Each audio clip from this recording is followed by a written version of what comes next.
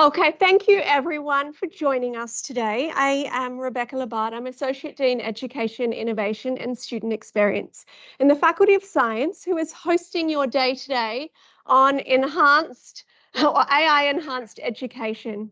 So thank you for all our speakers who are going to share us some interesting work. This topic was chosen, obviously it's of a wide interest, but our directors of teaching in science thought it would be really helpful. And what I love about the talks today is they're showing what people are doing, not so much what people are worried about, which is what we often hear about, but how people are using AI. So before we start, I'd like to pay my respects to and acknowledge the Bejical people, who are the traditional owners of the land on which we're meeting, and to pay my respects to elders past, present, and anyone who is joining us today. Who is Aboriginal or Torres Strait Islander. We're going to start with Mike Sumovic, who is a Faculty of Science staff member and who received an Australian Award for University Teaching last year, a citation. He has a lot of experience in teaching. They say a super teacher. You're a super teacher if you have taught primary, secondary, tertiary education, and you have covered those, engaged with technology in his teaching for quite a long time.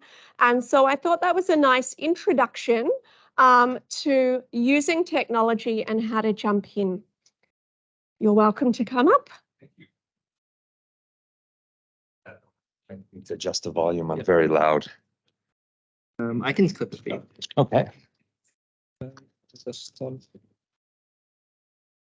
That makes me look really weird. Can we just put it? Yeah. So I'm very self-conscious. There we go. Yeah, so I chose my best shoes. Exactly. Thank you. Good morning. Let's see where I am on the screen now. This will take a little bit of getting used to. Excellent. Thank you all for coming, and all of you online. Thank you so much for showing up as well. As Rebecca introduced me, thank you for that wonderful introduction. My name is Michael. I'm very honored to be here to chat with all of you who have probably done a lot more in the education space than I have. So it's a real honor to chat with everybody here today and everyone online as well. So I'm going to start this a little bit different. And rather than talk about AI, I'm going to talk about how I think about education more generally, and hopefully set the stage for a little bit of a conversation later on as well. So let's see. There we go. That pretty much summarizes what I think about technology. I hate it. I love it because of all the promise it holds and the possibilities and everything. But the reality is often not really the truth. And I think this is a good example. I remember watching this when I was a kid and thinking, I can't wait for this hoverboard. This is awesome. It's going to be so good. And then it turns out to be this thing, which is just a joke. It's not anything near what it is. And that's what I feel technology often really, really is. It's full of promise and possibilities and hope and amazing concepts and things.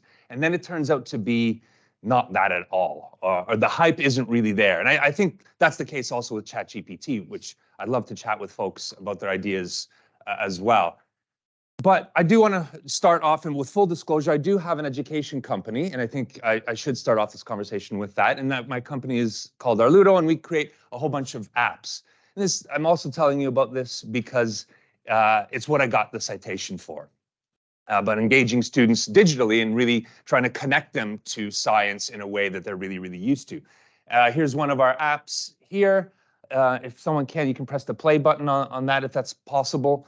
And this one teaches about Punnett squares and how genotypes turn into phenotypes. So students are actually creating different dragons with different phenotypes to defeat different bosses. So it's kind of a playful way for kids to practice and students to practice the idea of genetics. So that's what I really do there, and what I'm really interested in. This is one, I just ran a session on Monday, which I was really excited about. It's the first in-person session I've done with this game, and this is a game that explores trust with the prisoner's dilemma. And as you can see, trust declined really, really quickly in the classroom. Exactly what's predicted by theory, which was really, really fun. And then we had some wonderful conversations because we were able to collect these data in less than 5 minutes, and they appeared in front of the class. And then we looked more closely into what's happening. And here we have, just really quickly, on the bottom we have the total number of coins a player gave, or the number of times a player gave a coin to their opponent. So they were honest and sharing. And the more you gave, the more coins you ended up receiving and winning. Really, really nice.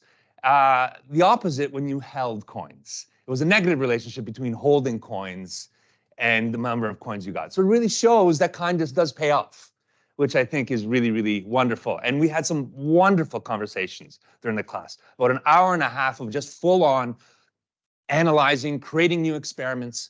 It's the stuff I hope to do with my students in a classroom. Inspire them about science, thinking scientifically, critically about data. That's the stuff I love doing. And as teachers, I'm sure you love doing the same thing, inspiring your kids to kind of follow in your footsteps, to show them the awe and wonder that you see in what you do. And that's what I try to do. We've also now connected this to R and created Shiny apps. So now you have a from start to finish experiment, and you can do that in less than an hour, which I'm really, really excited about. Yeah. So like I said, we all kind of want to improve the student experience. That's why we're here. That's why we do what we do. And that's why we love doing what we love, because those smiles on those student faces when they have those aha moments are just so incredible. They're just, that's what drives us, or at least drives me anyway. But there is no question that technology is changing how we interact with students. If we look at this, these are adults and they can't take their eyes off the phone. So we often say students can't stop with technology. They don't know, but we're just as bad. And I think that's important to highlight, except for these two people. For some reason, they're reading books. Who does that anymore? Don't they know they can do that digitally? This is crazy. But anyway, what I want to show you now is how students consume information. And I think it's really, really important for us to understand how our students interact with technology, to understand how we can better interact with them.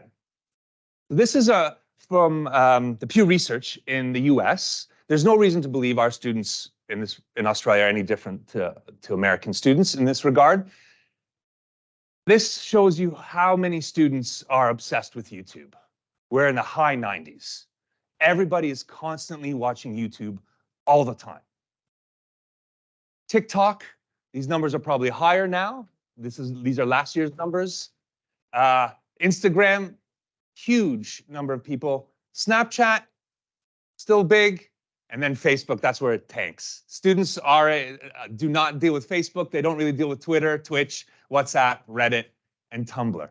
Why did I show you this? Those first three are all about consumption of information.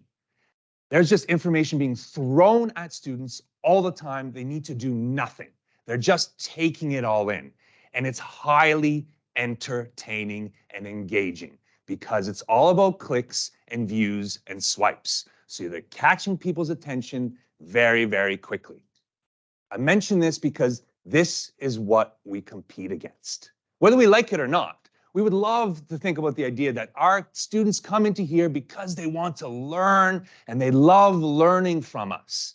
That is partially true. They want to be entertained. That is largely their goal nowadays. I see it with my kids as well. That's how it is. And I think the sooner we come and accept that, I think the easier things will be. And this, I think, is something we should always ask ourselves whenever we create any kind of content, lesson plan videos or whatever. Why would students want to choose to watch this? Because they can watch anything, anytime. That's way more entertaining than anything we're going to create here. So what I do is I think about what is the little thing that I can add that they can't get from other places on the internet? And that's what I think about when I try to create content for my students. What value add am I giving them that they can't get anywhere else? And now this day is going to be about this, really a lot, quite a bit, about ChatGPT and AI. And I mentioned all this stuff at the beginning because all the students anywhere now can get anything they want to know about the things that they teach, that they learn at the university from this thing. They can type in anything they want, and they're largely being taught by that. But what I want to show you is how my year 10 son uses ChatGPT, because this opened my eyes on what's going on through their heads. And I think it's important to know that because we're going to be experiencing and engaging with those students very, very soon. How much time do I have? Okay. Okay, sweet. So very quickly, can you find some quotes from 12 Angry Men play that demonstrate prejudice and bias? Sure it does, really quickly. Can you write a paragraph explaining the quote, you know how they are, violence is in their nature? Spits it out in seconds, right? But he doesn't end with just getting that paragraph and putting that in and handing that in. What are the themes present in 12 Angry Men? It spits it out. What themes should I choose for my essay? Ones that are similar to each other or different? Because he knows how HSCs are scored, right? So he's trying to learn how to get the best mark. If you want a more complex look into 12 Angry Men, which themes should I choose? Which themes are obscure in 12 Angry Men? What is democracy? Ugh. I clearly failed as a parent a little bit there, but okay. Is the introduction of my essay good? So now he's written something from all the stuff that he's read, and he's asked it for feedback. And wouldn't that be great if they could get feedback like that from us? But we can't. We're too busy, especially when we have 200, 500 students. It's impossible. Do you think, and then there's about another 15 questions he goes through after this, trying to refine, figure out, asking. He's having a conversation with it.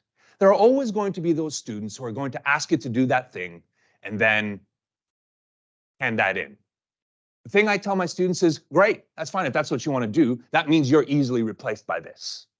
Why would I need you when you literally got it from here? Have a conversation with it and chat and learn and understand. Then he created a new essay. Is this better? And it says, your revised introduction is certainly improved and effectively conveys the central themes and context of the play. It avoids unnecessary repetition, blah, blah, blah. And he says, thank you very much. You have been a big help in studying for my exams this week. And it says, you're very welcome. I'm glad I could assist you with your exam preparation. If you have any more questions or need further assistance in the future, don't hesitate to reach out. This is how my son learns. He watches stuff on YouTube. He's obsessed with chess. He loves volleyball. He loves music. And he learns from this thing. What are we going to add to that? What are we going to bring into the classroom that is going to build on this interaction that he is having? Because these are the students that we're going to be interacting with in 2-3 years. Students who do this. And we have to think about how we're going to help them improve and get even better. Because that's what our goal is, right? To make our students shine and help them succeed.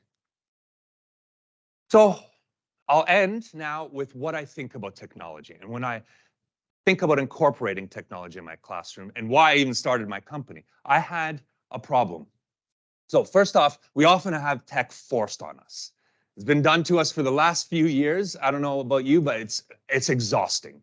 It's very hard, especially when you don't want to use tech you need to use tech you don't want to use. It's very difficult. So forcing things on students, remember how you feel when you're forced to use something you don't want to use. It's not an enjoyable experience, right? Second thing is, what is the learning outcome? What do you want your students to understand and know? To me, I want them to understand the scientific process, to think critically about data, which is why, and then what I say is, what is stopping me from achieving this outcome? What can I do to make sure this happens? Then I ask myself, what is the ideal solution? And to me, it was, I want to be able to collect data very, very quickly in a classroom so I can talk to students right then and there when they are with me. And then I looked and I said, is there a tech that makes that easier? And for me at that point, there wasn't, which is why I created my own solution. But I think this question is very, very important. If there is not a piece of tech that makes things easier, then you should not use it, because it's pointless. It just adds another barrier that students have to traverse, and you have to traverse. There are many solutions in the Faculty of Science in our school where people are doing incredible things with hands-on kind of stuff. Rebecca, you do all that modeling of the cell, and students love learning that way, that hands-on approach. You can't replace that with something digital because it's a community activity. It's the same thing. Tracy in our school has been allowed students to present information to their class about some scientific topic using a video, using a pamphlet, writing a story, a kid's book, whatever they wanted to, and students loved it. What we have to remember in this digital age, that they're inundated with technology everywhere, and sometimes that's not the best way to go forward, because sometimes we just want to have a little bit of a play, and that is, I think, the best way to learn. Thank you very much.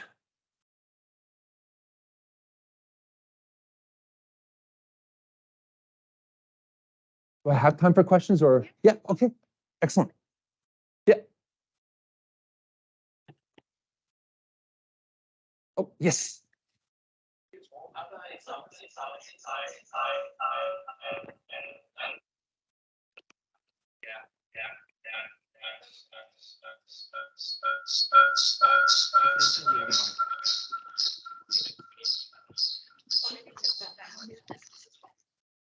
Sorry, can you repeat that? Sorry. I know the feeling.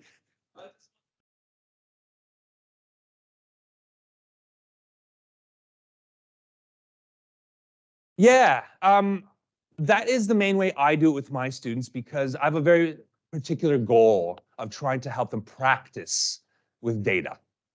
But like I said, I think a lot of people in the faculty do some excellent stuff. Like a lot of what we do in biological sciences are really long-term experiments that take a long time. Terry does some great stuff in animal behavior where he's letting his students run real experiments and collect real data. And I think that's fantastic, because what it does is it provides students with really an experience of what it is from start to finish to run an experiment. What I try to do with this digital stuff is speed up that little bit, so to give them practice, so when they get to Terry, they have a better understanding of what to do. So I'm always trying to layer things and make sure that students are building skills that they can use later. So there are a lot of other people who are doing wonderful things. This is my thing, if that kind of makes sense. That's how I approach it. So I don't have any other personal solutions, but I think wonderful people are doing excellent things in our school.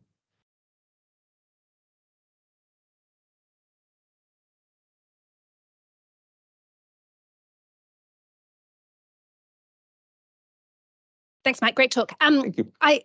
In looking at your son's interactions with ChatGPT, it's clear that the person interacting with it needs to know something in order for it to be useful, right? So he's obviously super savvy, and he knows what the HIC criteria are, and he knows that he needs to dig deeper and deeper and deeper. Yes. And somebody's obviously taught him that already. What do you say? He's obviously out this end of the curve, and maybe lots of other students don't have that scaffold. What do you say about the impact of this technology on those students who don't know what they know in order to inform? Yeah, I think that's an excellent point. You don't know what you don't know, and as a consequence, you don't know what you need to learn. And that makes it, and I think that's in some way what our job is. And I think over the last few years, we've started to create, oh God, now the words escape me,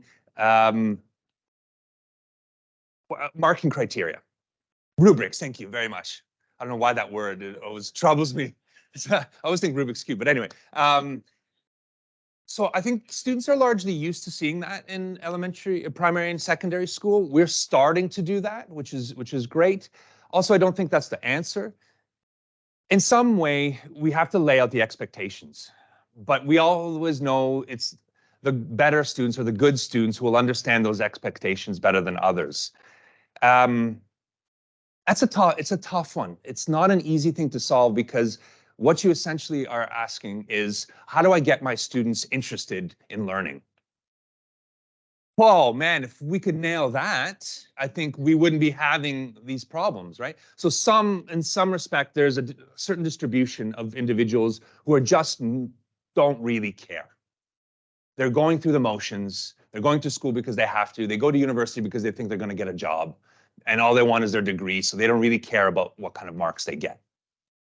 And in those people, they will probably end up using ChatGPT as a tool to hand things in.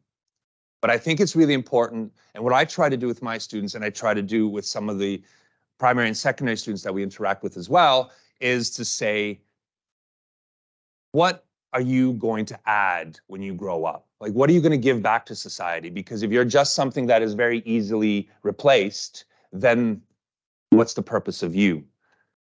So trying to engage them with that, it's sad. Yeah, it's a bit of a dark kind of statement, isn't it? But there's a reality, and there's always the concern, yeah, that we're going to be replaced by AI. But the more realistic thing is we're going to be working alongside AI, and it's going to augment us. But just teaching kids to do that, I think, is. Do I need to stop? Yeah. Okay. Yeah. So thank you, Jen. I'd love to chat with you after if you still have that question. Same. Perfect. Great. That's why I went long, because I was answering 2 questions. Thank you. Thank you so much, Mike. And I think our next talk may address how to engage children really early on, because we have Jake from School of Computer Science Engineering and Rolly from TDM Education talking about the Day of AI Australia, but educating 22,000 primary school students about AI. Cool. Thank you.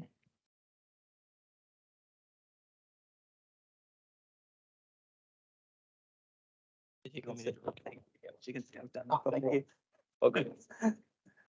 Great. Perfect. Okay, all good to go? Okay, thanks, Rolly, for joining me, and thank you everyone for coming. My name's Jake Renzella from the School of Computer Science and Engineering. We spoke about large cohorts, 200 to 500. We're dealing with 1,000, and then projects like this are dealing with even more. So it's really exciting to talk about some of this impact. But more importantly, I'm joined by Rolly, so we did a little bit of work on this, but Rolly's done a lot of work in this. And did you want to introduce yourself? No, thanks. And thanks so much for having me. It's an honour to be here. I haven't been back in a university lecture hall for a very long time. So I feel a little intimidated to be here, but it's wonderful. I'm from the TDM Foundation. We're part of TDM Growth Partners, which is a global investment fund. And our purpose is we're trying to look at 5 issues, problems, opportunities in Australia and try and work with incredible people to hopefully make a positive difference over the next 5 years. So 5 issues, 5 years. One of the things we became really interested in about 24 months ago was AI education in primary and secondary school students. We were approached by a partner in the States, i2 Learning, that does a lot of work with MIT. And they were launching an initiative called the Global Day of AI. It was going to cover everything, well, it was covering everything from AI basics to AI literacy, to how to use it, to use it responsibly, and how it's used in society today. And so we looked at the materials they sent through, and they were interested for us to roll it out in Australia. And we thought, well, it looks amazing. It's very US-centric, and we felt it wasn't quite tailored to our curriculum, and it was covering everything from kinder to year 12. So we had a look and thought, well, this looks really exciting. We felt there was a growing need in AI, and we couldn't see necessarily other providers yet in this space. And so we tailored it to years 7 to 10, and we worked with teachers, and we tried to Australiafy it as much as possible. Suffice to say, we had 3 months to do that, so standing up pretty quickly. But in our first year, we got to 200 schools and some 23,000 students from years 7 to 10 registered. So we thought that's an okay start, we think, and we surveyed teachers and the NPS was really strong. And the feedback was, this is really helpful. You're fulfilling a need for us because this space is so fast moving, and to have some trusted resources is a really helpful thing to provide. So we kicked on to year 2, and in between year 1 and 2, and sorry, just to very quickly go back, one of the things we introduced that the global program wasn't doing, or MIT's program, we introduced a competition. And we said to students, we challenge you to come up with an idea of how you might use AI to solve something in your community or at your school. And we awarded prizes. And for the Year 10 students, we offered them work experience opportunities of some of Australia's fastest growing technology companies. And that worked really well. And the Year 10 students and the experience of the 16 students we put through in Year 1 again was really positive. So going into Year 2, we thought, wow, okay, let's perhaps expand it. So we opened it up to Years 5 and 6 in primary school students, and we started working with a number of other providers because we had a bit more time, such as UNSW and Jake, to develop the teaching materials. And that was fantastic. And so we had CSIRO, University of New South Wales and Swinburne University on board helping us develop and tailoring the teaching materials. And in Year 2, I said 23,000 students in Year 1. We got to 104,000 students in Year 2. I said 200 schools. We got close to 600 schools in Year 2. So everything seemed to be, well, everything, from a scaling perspective is going well. And we then were lucky enough to launch into Year 3. Our sort of goal is absolutely to make sure that the materials are really engaging. We know that students, when they look at the materials, if they're not getting to use and create, they will switch off pretty quickly. That's certainly one of the goals that we have, and that Jake and the team have been incredibly helpful, and Toby Walsh, Professor Toby Walsh, have been incredibly helpful with. And so on the responsible ethics side, for example, last year, we did a lot of work on deep fakes and trying to present deep fakes and sort of getting the students to understand what it is. And Jake, I'm really conscious I'm doing all no, that's it's great for me. Yeah. I'll briefly introduce this. I see. I'll briefly introduce this video though. So we were planning on what we can do in AI ethics that's Australianized and relevant to primary school students.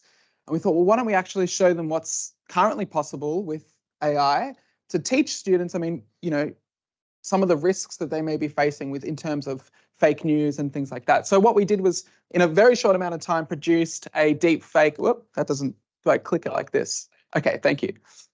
So we produced a deep fake. We won't maybe play the whole video if you maybe skip, whatever, just let it play for a second and I'll talk over it. But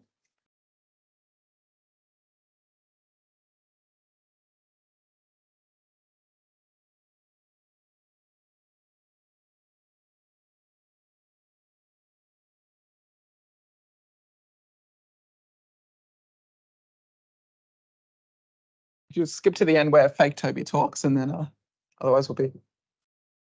There you go. Yeah, that's good.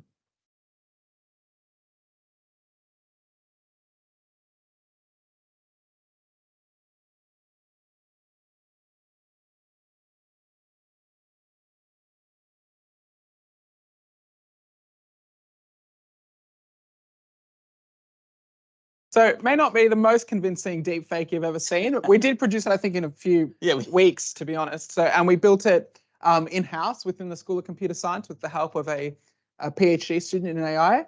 And I think next year the goal is to actually give schools the tools so that they can create deep fakes within their own school, maybe one per school or something like that, to really see what's possible, and maybe we can do an even better job of creating deep fake. But already in Year 2, I mean, we saw how many 100,000 students or so, saw a real glimpse of what's already possible with AI, so they can see what the risks may be.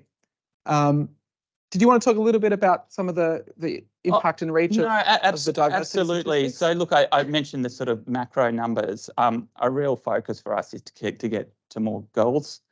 We know that the workforce in digital technology skews heavily male. And so we think that's a key ingredient for us, is to make sure that young women are getting the chance, and being engaged in these materials. And secondly, too, you can, from a foundation perspective, you can actually have unintended consequences in the sense of wanting to provide teaching materials. But we've got to make sure that we're getting to regional and lower SES schools, because otherwise it's going to be the independent and Catholic schools who take this up, and then they're learning and they're advancing faster. And so we're really mindful of that. And one of the things that we did in our second year is we partnered with Swinburne, and we placed some of their undergraduate students to teach the day alongside teachers in lower SES schools. And we found that a really helpful model, and we're looking to scale that significantly in our third year. And we'll be hopefully sending out some UNSW tutors and students out to regional schools in Sydney and New South Wales to do the same thing here. So a couple of quotes from some of the teacher participants that I'll let you read. I'm not going to read it out, but sort of really briefly, what are we looking to do for year 3? Develop, more and more, especially surrounding AI ethics materials that are relevant to Australians. Hands-on activities, like we mentioned, is really, really important to reach our target demographic of years 5 and 6. And really get students excited about AI and aware of the risks and consequences just a little bit. So maybe by the time they come here to UNSW in a few years' time, you've got a more aware student, a holistic student who's ready to do some learning, but is aware of what AI can do. Cool. Thank you. Thank you very much.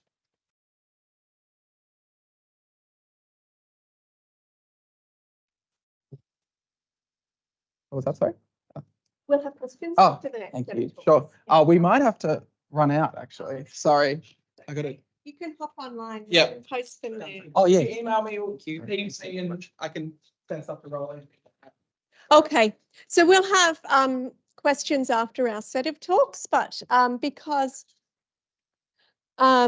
Jake and Rolly need to go, if you have something and you can post it online in the chat, then they'll be able to come in and answer it there. Next, we have Andrew Dimmock from Faculty of Business, I think.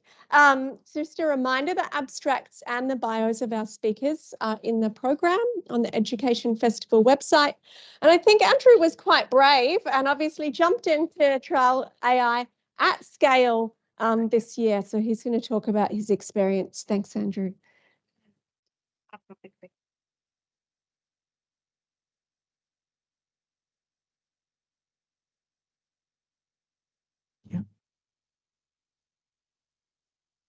So good morning, everyone. My name is Andrew Dimmock and I work with the Faculty of Business.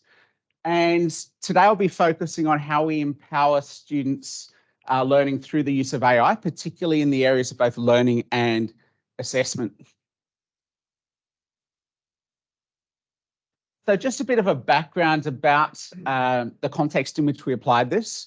So in my previous role prior to Nexus, I've been leading Com 1110, an integrated first year subject that all Bachelor of Commerce students must do. It's evidence-based problem solving, and it's a subject that focuses on the use of statistics, statistical inference, problem solving models, regression analysis, heuristics, and then also looking at being able to detect and understand biases, and then also looking at different ethical frameworks that we have. So in effect, we said, well, the purpose is we're trying to help students to understand not only how to use AI, but how to use it responsibly and to actually use it gainfully in their assessments and learning while still being aware of its limitations and the ethical issues associated with it. So why did we do this? Well, the first thing is we realized that AI was becoming mainstream. We know that previously it's been predominantly the domain of, or domains of computer science and engineering, but with the advent of ChatGPT and through OpenAI, we realized that students would adopt AI for assessments and learning, whether or not they're actually educated in how to use it properly. So the other reason why we thought it was so important is that on the one hand, it has been seen almost as a panacea in terms of it can greatly boost student learning, greatly boost their understanding, and solve just about any problem that students present it with. On the other hand, we've also seen the idea of it being seen as a great threat to not only assessment integrity, but also a great threat to students' critical thinking and being able to take in key domain knowledge that they'll need for their jobs. So it made us ask, how can we actually work with our students to utilize AI responsibly to enhance their skills, learning experience and assessment experiences? So this is something that I had quite an extensive chat with tutors on an ongoing basis because they were feeding back to me about the importance of AI. We engaged in discussion, and Then what we did was, the first step was I had to educate myself in using AI. I went through and also looked at and learned some of the computer science that underpins it, so I knew what I was doing. I then went through and provided a comprehensive overview to subject, staff and tutors so that the AI that they're actually using in class could be effectively used and taught in tutorials and for review of assessment. It's important to note as well, we were surprised at how little and how few students actually had an understanding of AI. We often see students as early adopters of technology, and we had a few double degree students who were doing IT or computer science who were well and truly on board with it. For others, they were saying, well, what is ChatGPT? How is it different from a Google search? And so we had to actually go through and educate them on what that involved. So what we did was the tutors explained and showed students how to use ChatGPT. I was one of the tutors involved, so I got to experience this firsthand. We actually compiled some pre-reading for students, and it was reading from reputable sources, focusing on not only what AI and ChatGPT were, but also focusing on some responsible uses in society, some benefits for society, and also some potential problems, as well as in the university domain of learning. So students discussed these benefits, limitations, and ethical concerns in groups. And then they went through and they asked ChatGPT these questions and then discussed those in groups as well. And in a moment, we'll have a look at what they found with it. The other thing we did was we have a two-part assessment in evidence-based problem solving. Part 2A focuses on looking at the causes of particular problems for an industry-based issue. Part 2B looks at solutions. So when they completed Part 2A, they received their marks and they received their feedback. What we then got them to do was to ask ChatGPT the same assessment questions we had asked them. And then they actually compared and critically analysed the responses that ChatGPT gave them. And this was based on the discussions that they had and the research that they'd undertaken. So let's look at our first application with the ethics topic. So with the ethics area of COM 1110, we go through the different ethical approaches, things like utilitarianism, consequentialism, virtue, care ethics. We then also go through with them a 7-step ethical framework for solving ethical issues. And this can be applied to issues such as, should our business close in a particular geographical area, and looking at the potential implications not only for the business, but for society. Now, in this case here, we extended that and we said, why not actually look at the ethical issues of using AI? And so we had students, after their pre-reading, brainstorm what are some benefits and what are some limitations and ethical issues of AI in society. We then had them looking at what are some benefits of students being able to have access to ChatGPT for their assessments. And then we also looked at what are some ethical issues to be considered for using ChatGPT in those assessments. And this is what they found. We found that they really engaged in this task, and we found that they came up with some very perceptive responses. So for societal issues, some of the key benefits they came up with is that we had some students from regional areas, and they thought that in issues such as healthcare, where there can be shortages of workforces in those areas, that it could provide a very effective solution in some areas or in some medical type issues such as medical imaging. They also then came up with, in terms of applying it to assessment, but also being useful from a societal point of view, is that for students from other cultures, it can actually assist them in understanding the writing structure that we would have for assessments. It was good at picking up on a number of the main points and can provide good examples. We then went through with them the importance of examples, and needless to say, there are a couple of issues with those examples. The second application was we did the feedback model, and our main case study focused on reasons for flight cancellations and flight price increases. Sadly, I'm sure many of us can relate to it. And so we used the Hattie and Timperley model, which looked at different levels of feedback, task, process, and self-regulation level. And so they went through and they compared their assessment and the responses they had, and then went through and evaluated their feedback on these different levels. And so in effect, students are able to also not only look at what they've done well and what they haven't done as well, but the processes and the self-regulation for this and how they communicated it. Here's an example of, or here's our self-reflection activity through those different levels of feedback. And overall, we found that they learnt to use AI responsibly and understand it far more. They developed a better understanding of its implications in society and also for use in assessment. But they also understood critically the importance of continuing to do high quality work and research, which actually supplemented and also formed the basis for a lot of what the AI showed them. And they also learned how to use AI to enhance their assessments by using both the AI and the markers' comments as feed forward. So if you have any questions or would like to discuss further on either the feedback model or how to apply this, we found it could be applied in a range of contexts. There's a QR code up there, and thank you.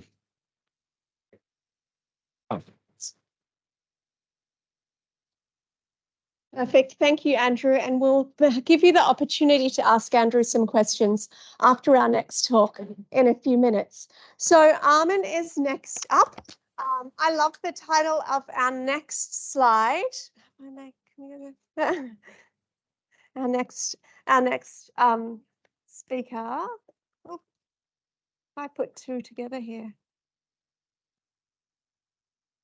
which is bot versus bot. So you know what? I think I've got to go in and get yours up ready. Sorry, I've doubled up on the slides. So our next one is from Armin. He's from computer science and engineering as well. And this is looking at getting students to build a bot that will be able to act as a learning tutor. And then I love the title that we're going to have up in a sec, which is bot versus bot. I needed AI to put the slide deck together. Oh, that's technology. Yeah. I'll get you to put that on. I always try. Can the people online hear me? Or?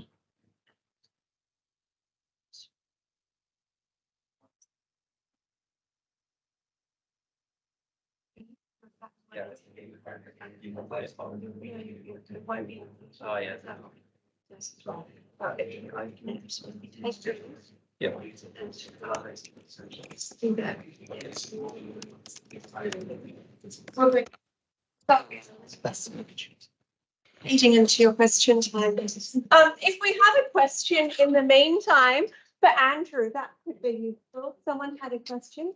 Yes.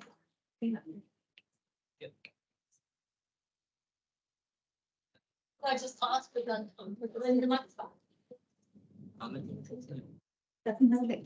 didn't have mine, so sorry. We've got his slides up now, but I'll get you to ask your question in the meantime.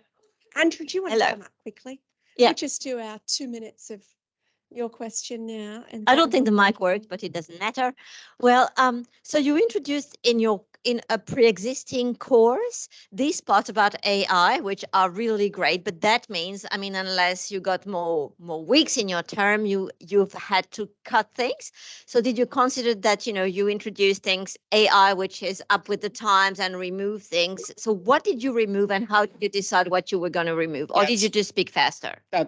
No, it's a really good question. Thanks, Law. Yes, nine teaching weeks. We know that there's always trade-offs.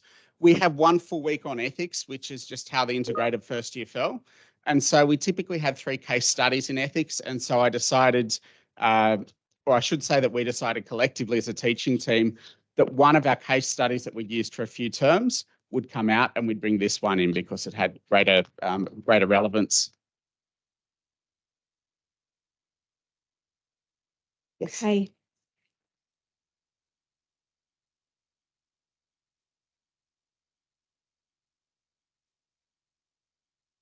So there's no no fee for the free version, but if they're signing up to it, we do remind them not to actually sign up with their student ID and their uni password. Otherwise, if there's an IT breach, that could.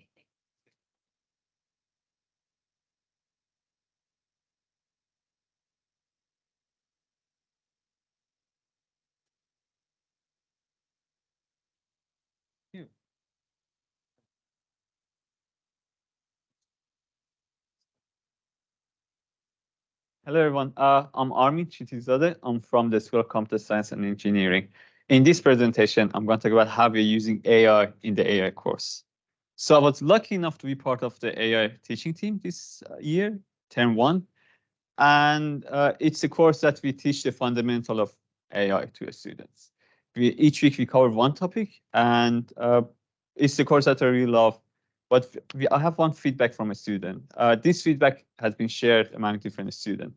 And this is the feedback that I received. The whole course feels more like discrete math rather than AI. Not to be honest, the student is right. They are not wrong in some aspects. These are some slides that I took from our lecture slide. And you can see AI is math. You cannot take away math out of AI. Let me compare why AI with a car, for example, right? Everyone's a driving car. Most people can drive, and it's really useful. But not everyone can design an engine. What we are trying to do in the AI course, we try to teach them how to design an engine. And you need physics, you need math to design an engine. You don't need that to ride a car. That's like ChatGPT, right? If you want to design ChatGPT, you need math. But if you want to use that, you don't have to know math perfectly.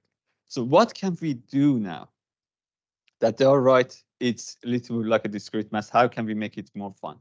Let me tell you a story on how I become interested in AI.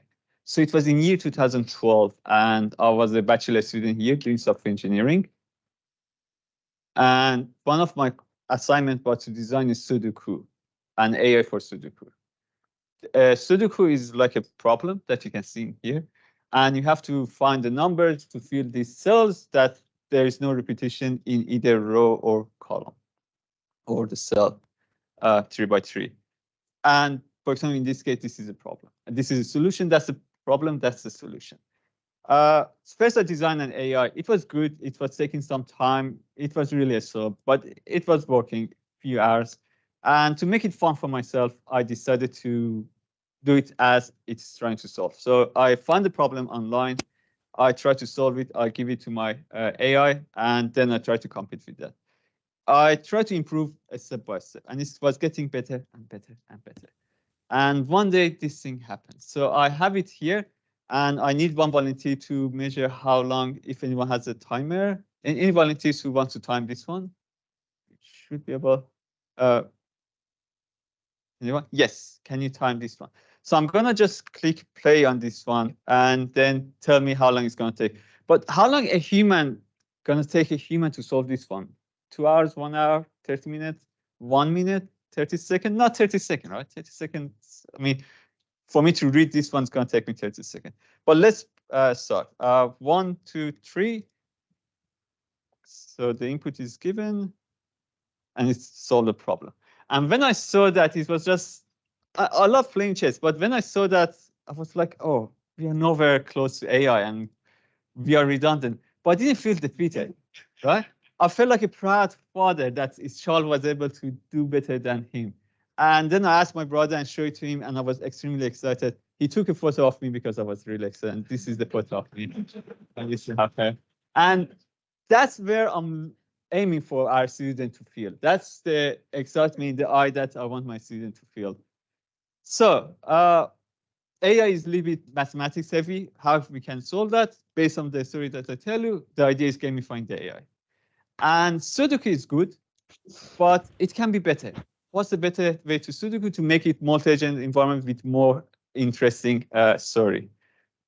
And so tell me, if I want to tell you what the idea is, if you want to play a game these days, you play against a bot. The bot is designed by company, corporation, and then you play against that one directly. The idea behind bot versus bot is each person designed their own bot, and then they watch the bot playing against each other. And we are aiming to develop something more like 70s or 80s problem, not something like Fortnite or more advanced problem, because to develop an area for them is extremely difficult for our team. But 80s and 90s now are popular. Everyone's addressing like 70s now. So I think we're on the right track for this one as well. But you might ask, okay, that's fun, that's good, but how the marking works? At the end, we have to mark the student. It's fairly good and interesting. So we're gonna do exactly the same way that we did for in computers. We have easy mode, we have medium mode, we have a hard mode. To develop an easy mode, they have to develop something, a reactive agent. A reactive agent, what I want to tell you, is agent just live in the moment, decide, don't remember anything, don't plan anything, make a decision right at the state that it is. Model-based agent remember what it has done, so it doesn't make the same mistake, but it doesn't plan. And planning agent is the one that remembers everything and plan ahead and also make a decision at the moment. There is also can be a 2020, which I call 2020 extremely hard because of the year. It's a game playing agent. So it's the one that has everything above and also model its opponent as well. So you can see that that's like a HD, that's a, and this is pass and these are the between. And we did that in our first term and it worked. The issue that we had was it worked for most students, and they found out, okay, the problem solved, they solved the problem, the AI was good, or the AI was not good for this reason.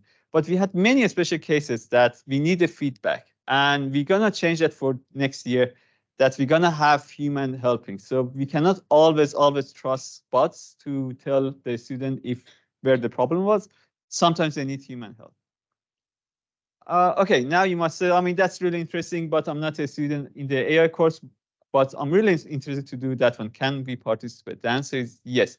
So we are making a platform that is open to everyone, and you can participate, but not in an assignment format, more like a competition format that's gonna go this structure. But now you might ask, I mean, but I don't have an AI background. What can I do? The idea is, again, I'm gonna create short videos. It's in progress at the moment. That it's going to help our students as well, and anyone's are welcome to participate and watch them. And this video should be enough for you to design your bots.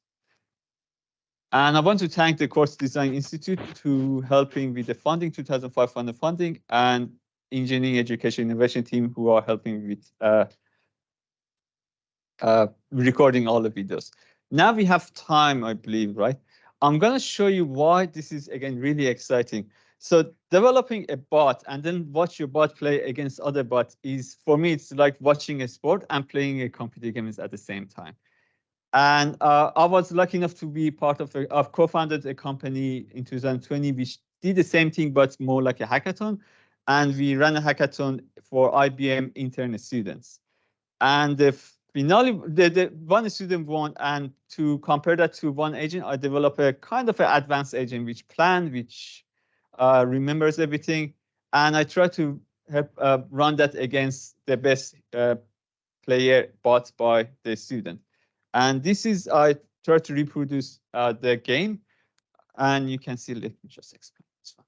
The blue one is the student agent. It's just a simple agent. It lives in the moment. If it finds an opportunity, it just take that decision.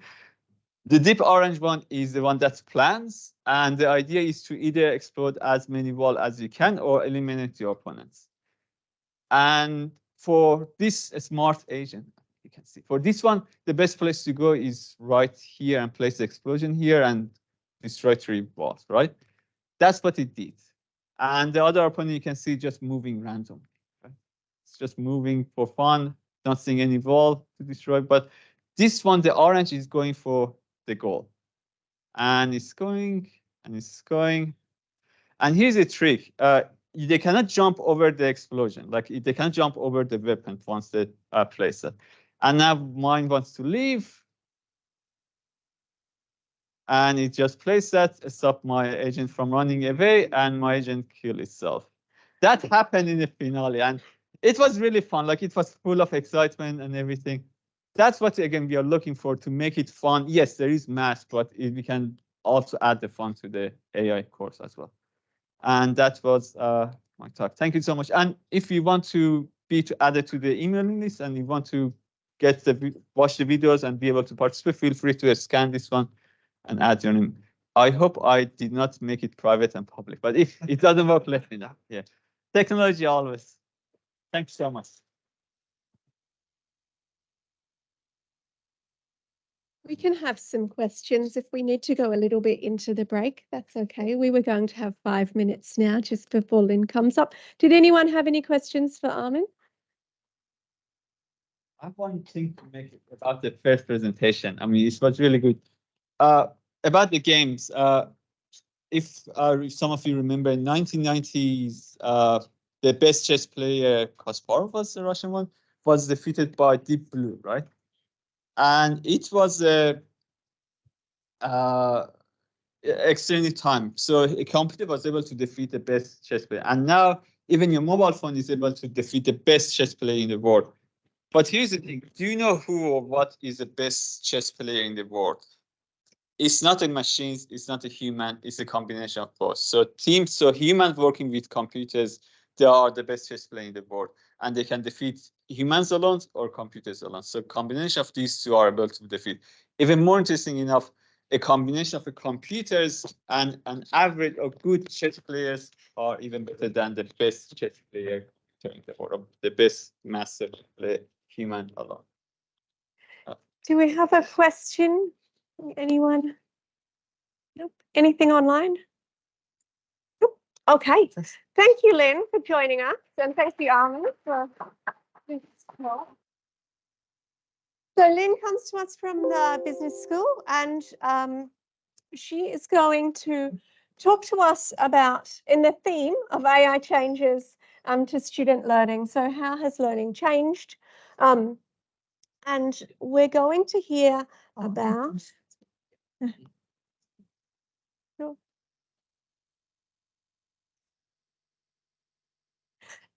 So Lynn has done a lot of innovation in her teaching. Another brave person that's trialled AI straight up as we've gone into the year. And she's also done this work with Janice. So is it up to date? You want me to move this forward so you've got...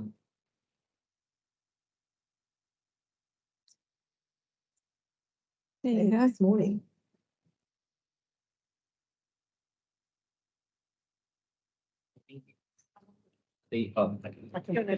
That's for our online. Yep.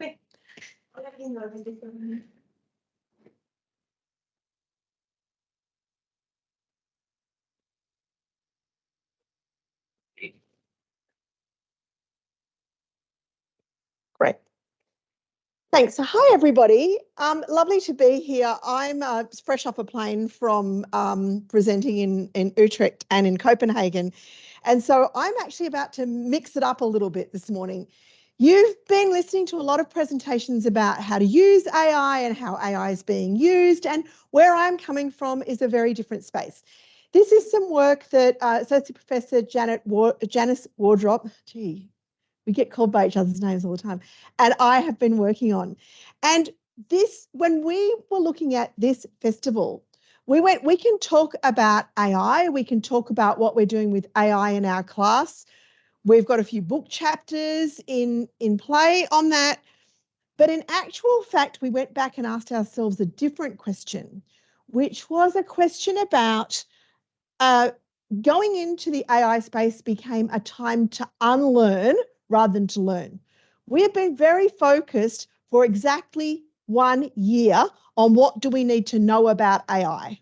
It was a year ago, just when I was sitting at the Ascalite conference, and I said to somebody, you know, this takes predictive text beyond what you've ever thought. And this person said to me, humans will never be replaced. And I said, actually, I think that is short-sighted. And it was from that I realized I had to unlearn everything I had thought about me as a teacher, about how my students learnt, and about what I was going to do in the coming year.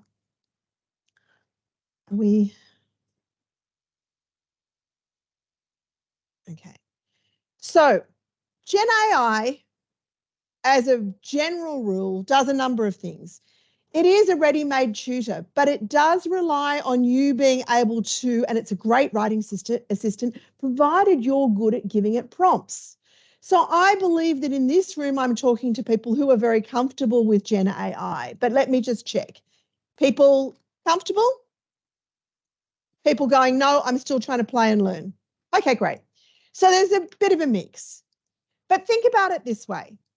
Remember the first time that you were using your mobile phone and it gave you the next word, or it auto-corrected to duck when you didn't want it to say duck, right? Yeah, right? You had to get used to the fact that you had to supervise it, yeah? The same thing with Gen AI, but it needs more than supervision. It needs you to be a great prompt engineer. Now, we've spent all our life asking questions. As academics, it's what we're really good at doing. How does that work? Why does it work? What do we see? But the problem is that we're actually needing our students to become this inquisitive as well. So if we look at Gen AI, great things. It's always available and always on call. It doesn't care what time of the day I'm working, right? If I'm working at midnight and I want to ask it questions, it will be responsive, right? I was actually talking to Janice just briefly, and sorry, she apologises for not being able to join us today. She's had something else occur. And I was saying to her, you know, it's interesting because I'm always kind to my chatbots. When I say you can do better, it says, sorry, I'm trying, right? Because I've been kind to it rather than you can do better. You can do better, right? So often we play with AI and we're having fun with it, but it does have the ability to pick up the semantic tone. So it is important that we think about that. So it is on call, but it's not always able.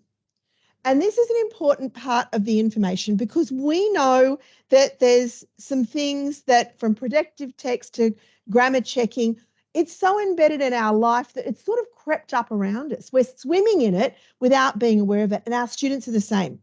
So if we're asking our students to use AI, we actually have to get them to unlearn, to go back and say, imagine a time if your computer didn't auto-correct. I recently interviewed a student for potential incorrect use of Gen AI. And I said to them, did you use any assistance? And they said, no. And I got the feeling they believed what they were saying to me. So I kept questioning, and I kept questioning, and I kept questioning. I said, talk to me about how you wrote. And they said, well, I did this, I did that. No, when you sat down at your computer, and they said, well, every time it suggested a word, I just went enter, enter, enter, enter, enter. And I said, so did you actually type anything apart from the first word in a sentence? They went, no. I went, okay, that would be AI produced. And they went, really? Right? Talk about needing to unlearn, right? So this is this thing about recognizing when it's available and how the scope creep has occurred. It's effortlessly come into our life, but now we have to put some effort into changing. This is really not working, is it? Okay, it is. Good. Okay, so to engage in critical thinking, we need to create unlearning spaces. Our preface is that unlearning is a process by which we discard previously held knowledge or information. So we invite students to actually start out with the preface of what do you expect? Do you expect your computer to do this? How do you expect to approach this assignment? How do you think this might help? Where do you think AI could come in? And then we say, what if it did the opposite? Students go, oh, what if what it told you was complete rubbish? They go, but it isn't. I go, but what if it was? Would you read it differently if you thought it was more likely to make a mistake than be truthful? And this is how students approach learning with AI. So we support students to discard previously held information or knowledge.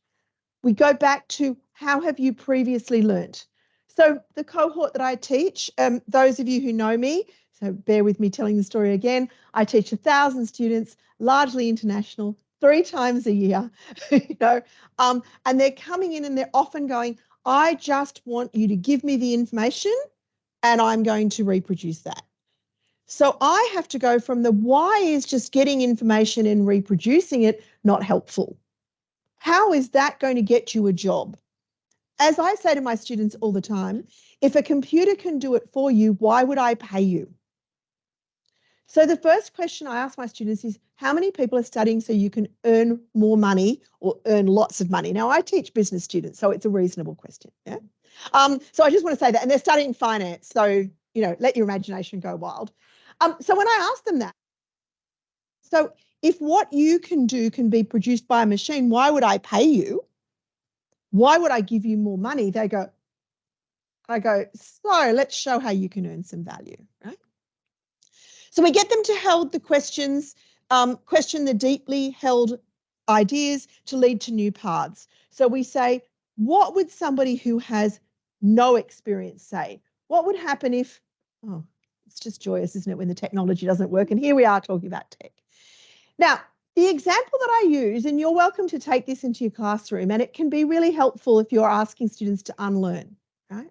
Because we all know, generally, in this population, so I'm not talking about all of the world, but in this population, if I said to them, you're in a desert, right? You're in the middle of a desert and you look up and you see an oasis, would you believe that oasis is true, or is it just a mirage? And all of my students go, I know logically it's a mirage. So I say, how do you know that? And they say, well, I have to cognitively override that what my eyes are telling me is not true, et cetera, et cetera. So we start these students on this process of cognitively overriding. Where do you need to go back and say, maybe that's not? What if it was opposite? What if it was different? So, all sorts of joys. So this is based on my disciplinary knowledge, which is organisational behaviour.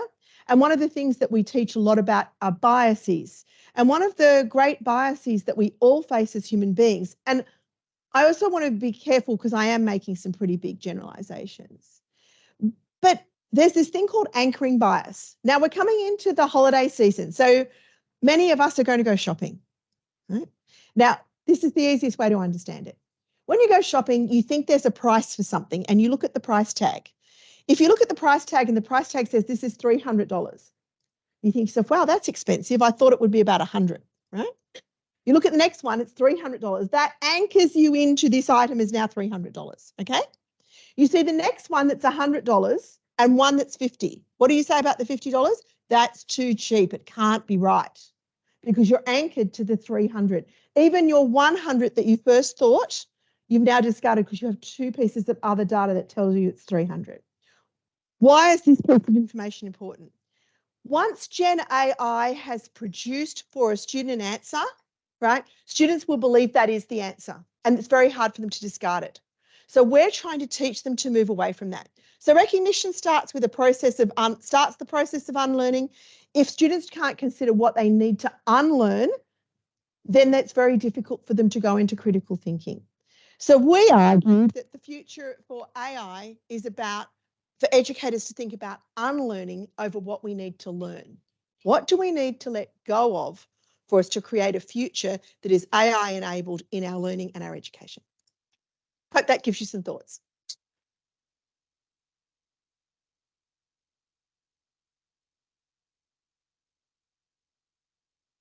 Okay, we'll have our next two talks and then we'll have some questions and then our break. Next we have Jenny Richmond with, I think Kate was a student? She's a student voice in this one.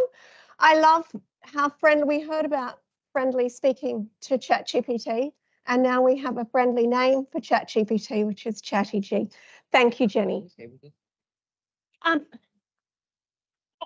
don't love it. Can we, yeah, thanks, Ethan. I can't take credit for the ChattyG terminology. I highly recommend a podcast by Professor Inga Mewburn. She's the Director of Graduate Research Training at ANU, and her and a friend have a podcast called On the Reg, where their tagline is, we talk about work, but not in a boring way. And their episode about ChattyG is really good. I like calling it ChattyG because it takes some of the gravitas out of what it produces, right? ChattyG isn't something that we should really put too much kudos in because it mostly produces polished bollocks. And it's our job as teachers to teach students how to recognize when that output is useful and when it's not. So I want to start with a little exercise. Hands up who has used ChatGPT before. Hands up who's spent more than 5 hours on ChatGPT. Ooh. Hands up who's changed something about their assessment in response to ChatGPT. Okay, so the hands went down and down and down and down. And I just wanted to point you towards this Substack by Ryan Jessen. He's a PhD student who works with Jason Lodge at UQ. And he writes about the status quo bias. So we're talking about psychological biases a lot today. And the status quo bias in education in relation to AI, I think, is a big problem, right? So status quo is this tendency as humans first just to stick with what's familiar, what's comfortable, what we know and we feel is safe. And he is writing about the status quo bias in primary and secondary education, but I think it applies here as well. So what I want to do today is walk you through some thinking that I went through in January when I spent way too much time on Twitter and got freaked out about the impact of ChatGPT on my assessment in my big second year course. And hopefully convey that we can make changes that are impactful and sustainable, and hopefully maximize the opportunities while downplaying the risks.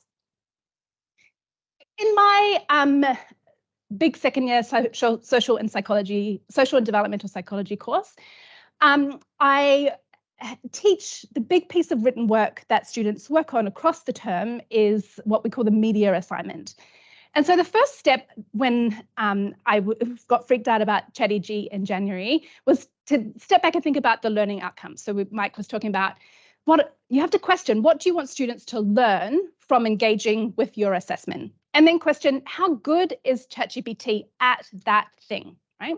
So in this assignment, I want them to pretend to be science journalists and to, in the end, produce a video that showcases a piece of psychological science that was published in the last 12 months for a lay audience.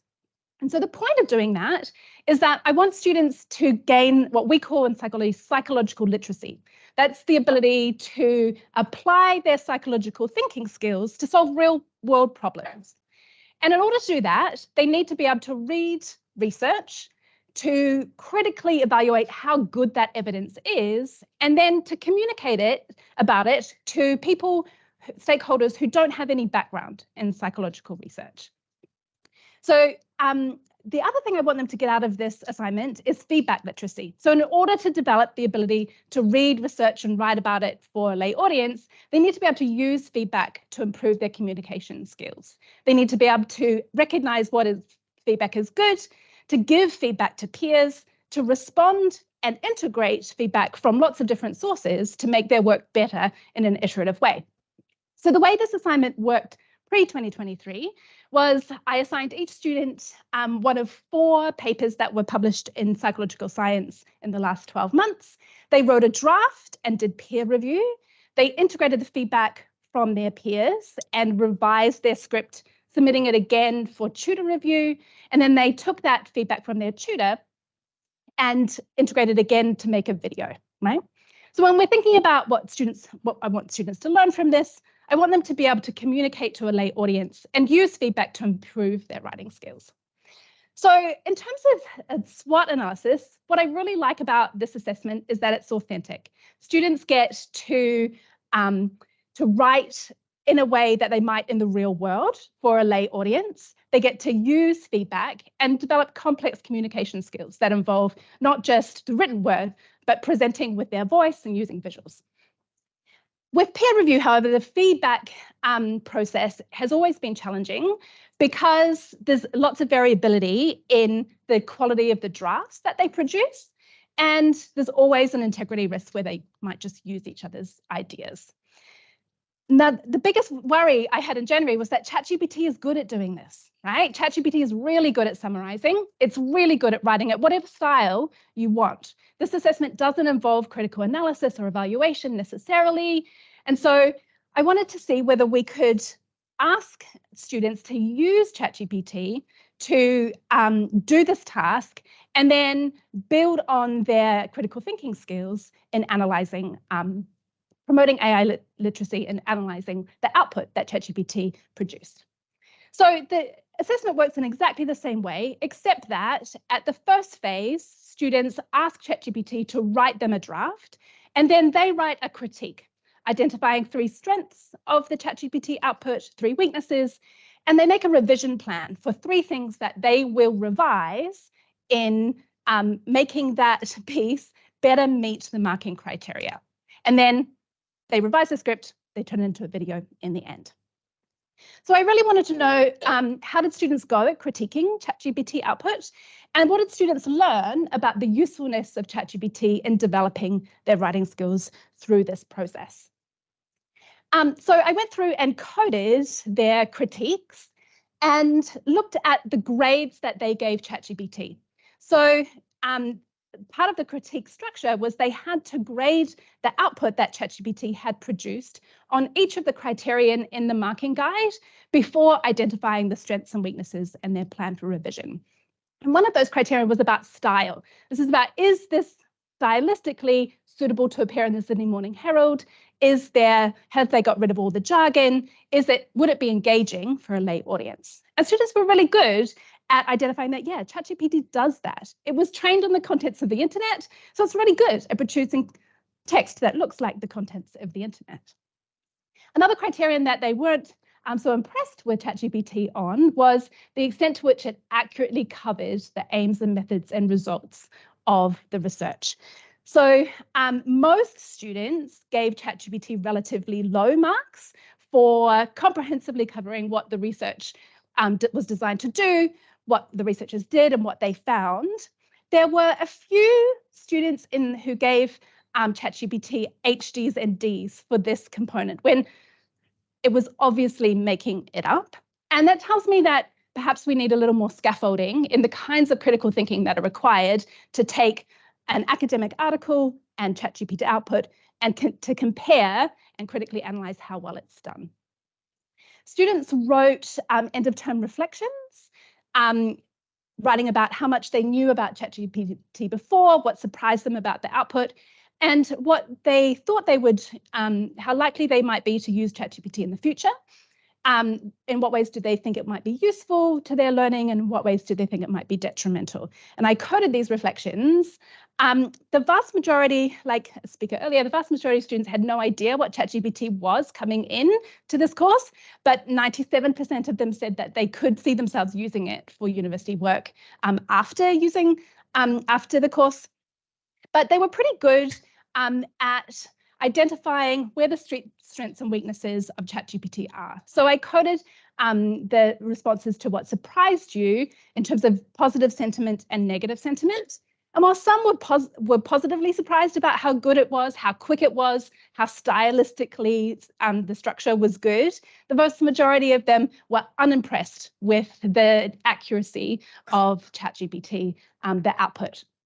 In terms of what they thought they might be useful, I was reassured that most of them said that they could see themselves using it to understand new concepts, to flesh out ideas, and they were really cognizant of the risk of becoming lazy or reliant on the technology and missing key skills or being misled by inaccurate information.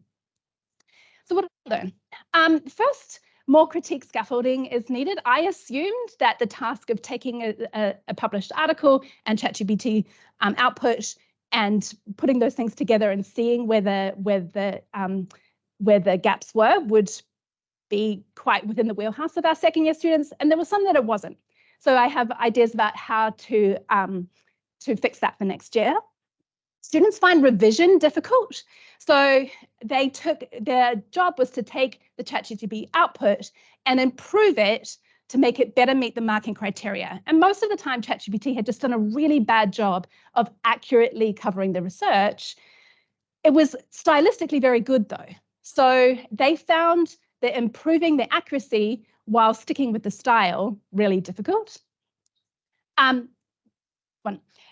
Guidelines for AI just need to be really explicit. So we didn't have students colluding with each other, but some thought, oh, I'll just have ChatGPT write me another draft. So we have to be really like, this is what is appropriate and this is not. Building documentation into the process, I'm still thinking about how to do that. Students use tracked changes, but it didn't work as well as I would like. And what I want to finish with was this idea that I got from a Times Higher Ed article earlier in the week from some researchers from Surrey. And they really said that this is an opportunity to flip this Bloom's taxonomy idea on its head. We think of the need to build up students' capacity from bottom to top. But what if we outsourced the top and have them learn how to do evaluation and analysis by having ChatGPT do the creating in the first place? You can get my slides and the assessment materials at those links.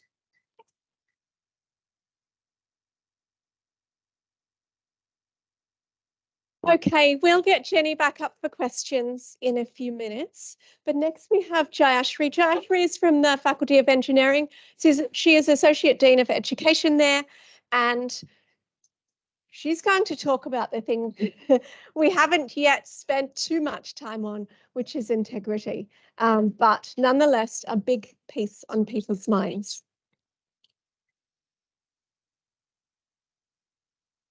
Yep, sure. Yep. Oops, yep.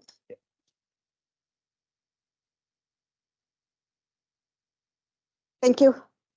Hi, everyone. So just like to acknowledge that this is the work of Dr. Anna Malik here, the first presenter.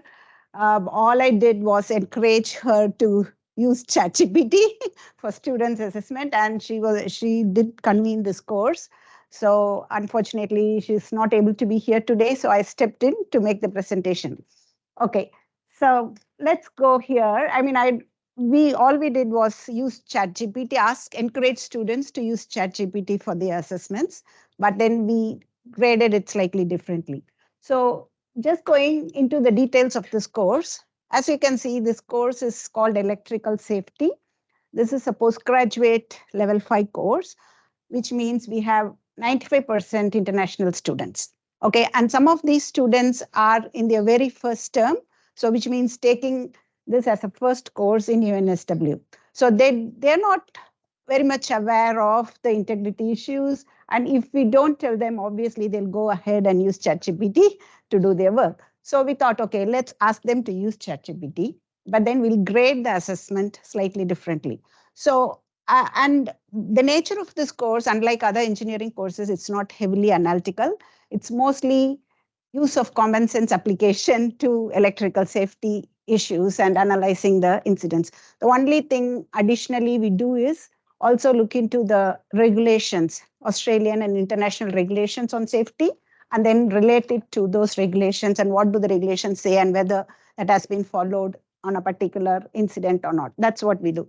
So what we did was this, the students actually, this course is actually completely asynchronous. It's developed like an online distance course during the COVID times because we develop lots of resources for that. So all the students do is they can run, there are various modules embedded in the course with all the industry inputs and the walkthrough, 360 virtual reality scenarios and everything. So the students do their modules at their own pace. We give them some deadline within 2 weeks, complete the first module and stuff like that. And then they do the assignment, which is only 10%, but then the larger contribution is a group work they do as a group of 5 students there, so that the students also connect with each other.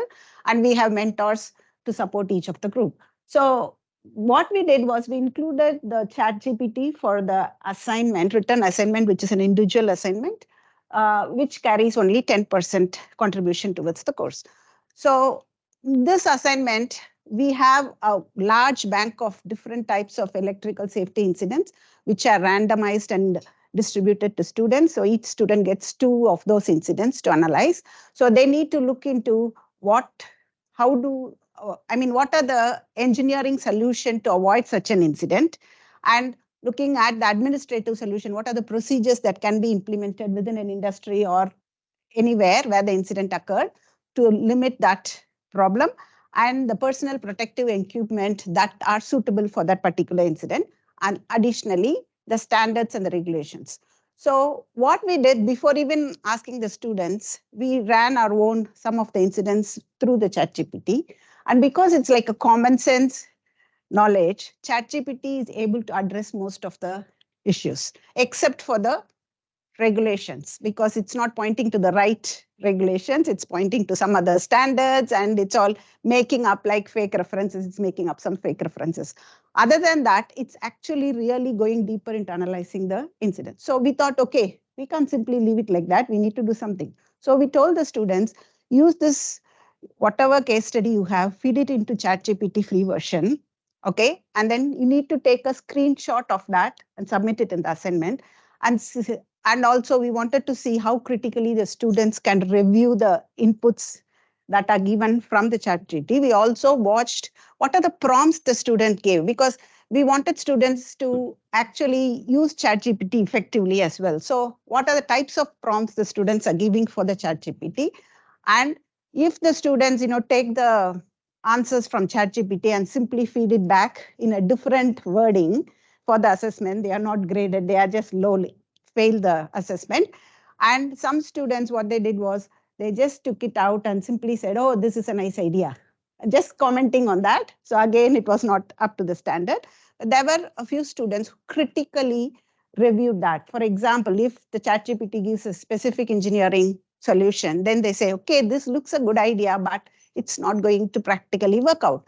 There could be these problems in the industry, and it is going to economically be too much of economical investment and a lot of cost added, which is not worth it. Stuff like that. So those assessments were graded quite high. So we gave that to the students as well. So this is how we did. And if you can see here, 35% of the students did really poorly, being international students. And then only 6.5% of the students provided an outstanding assessment with critical reflection of what's in the ChatGPT and others. So that was a great idea that we got. Okay, international students, we need to really do something else later in the course. Okay, and so just some examples of outstanding assessments. For example, like students said, okay, these are the detailed solutions. So they just, provided what was the ChatGPT's outcome, and then they reflected on that. And some students directly rephrase certain concepts. As I said, whatever ChatGPT given, they just rephrase it, and then they added it, which was poor. And then these are some examples, directly restated or rewrote what ChatGPT said, rather than actually reflecting and learning from that. Okay, and then they also just gave a one-line feedback of what ChatGPT proposed, basically, not really reflecting on. So these were all really not a good assessment. Okay, so what we took from this, this is only a 10% contribution, not a big idea, but what we learned from this. So of course, it's a very valuable starting point for the students, because students going ahead, even in the job, we also use ChatGPT sometimes to get some initial ideas. So it's all really good, but then the prompts should be proper, one thing. And then we need to actually cross-examine whether whatever ChatGPT has done is right. Maybe go into the actual references. Even before having all this ChatGPT, we did have Google, and students used to do Google searches to get some solutions. But ChatGPT probably descriptively puts together very nicely under various subtitles when it gives out a solution for something. So that's like, students cannot take it like that ready-made. Okay, so that's what we are trying to coach the students, how to, especially international students. For them, they also see as a communication tool, basically, because it's easy for them to write proper English sentences from there. But then we didn't want them to just simply rephrase whatever ChatGPT said. We wanted to get them an idea of what learning outcomes they can achieve out of this assessment. Okay, so what we thought was we need to develop further rubrics if we want to go ahead with that. And as I said, this course has a larger 30% group work, where again, they choose their own incident from anywhere, okay, from their own experience or from whatever is available online. And then as a group, they reflect on what could be the possible solutions. And then they create, because it's an asynchronous type of course, and it's a large course, we have usually 200 students in this course. So with a large course, we have so many groups, and it's with the 10-week term, we couldn't afford asking them to make presentations and mark. So what we started doing during COVID was ask the students to make just a 5-minute video on their solutions. And then what we do is we send these videos to the industry guest who will mark. and then they will rank the best top 10 videos. And then the top 10 videos will invite the industry guests where we'll ask the students to showcase and then talk about that. So that gives a good connection for students to the industry as well. But going ahead, we may have to think about using ChatGPT in those assessments as well, because as a group work, they can again use ChatGPT to that. And of course, like I have a couple of student reflections here, but it's not very great. They just said, oh, it's good, it's not very good. Or so if there is no time, we can skip the video. That's not a problem. So this is just a simple test because it's not an analytical course. We did want to make use of ChatGPT and do some trials there. Thank you.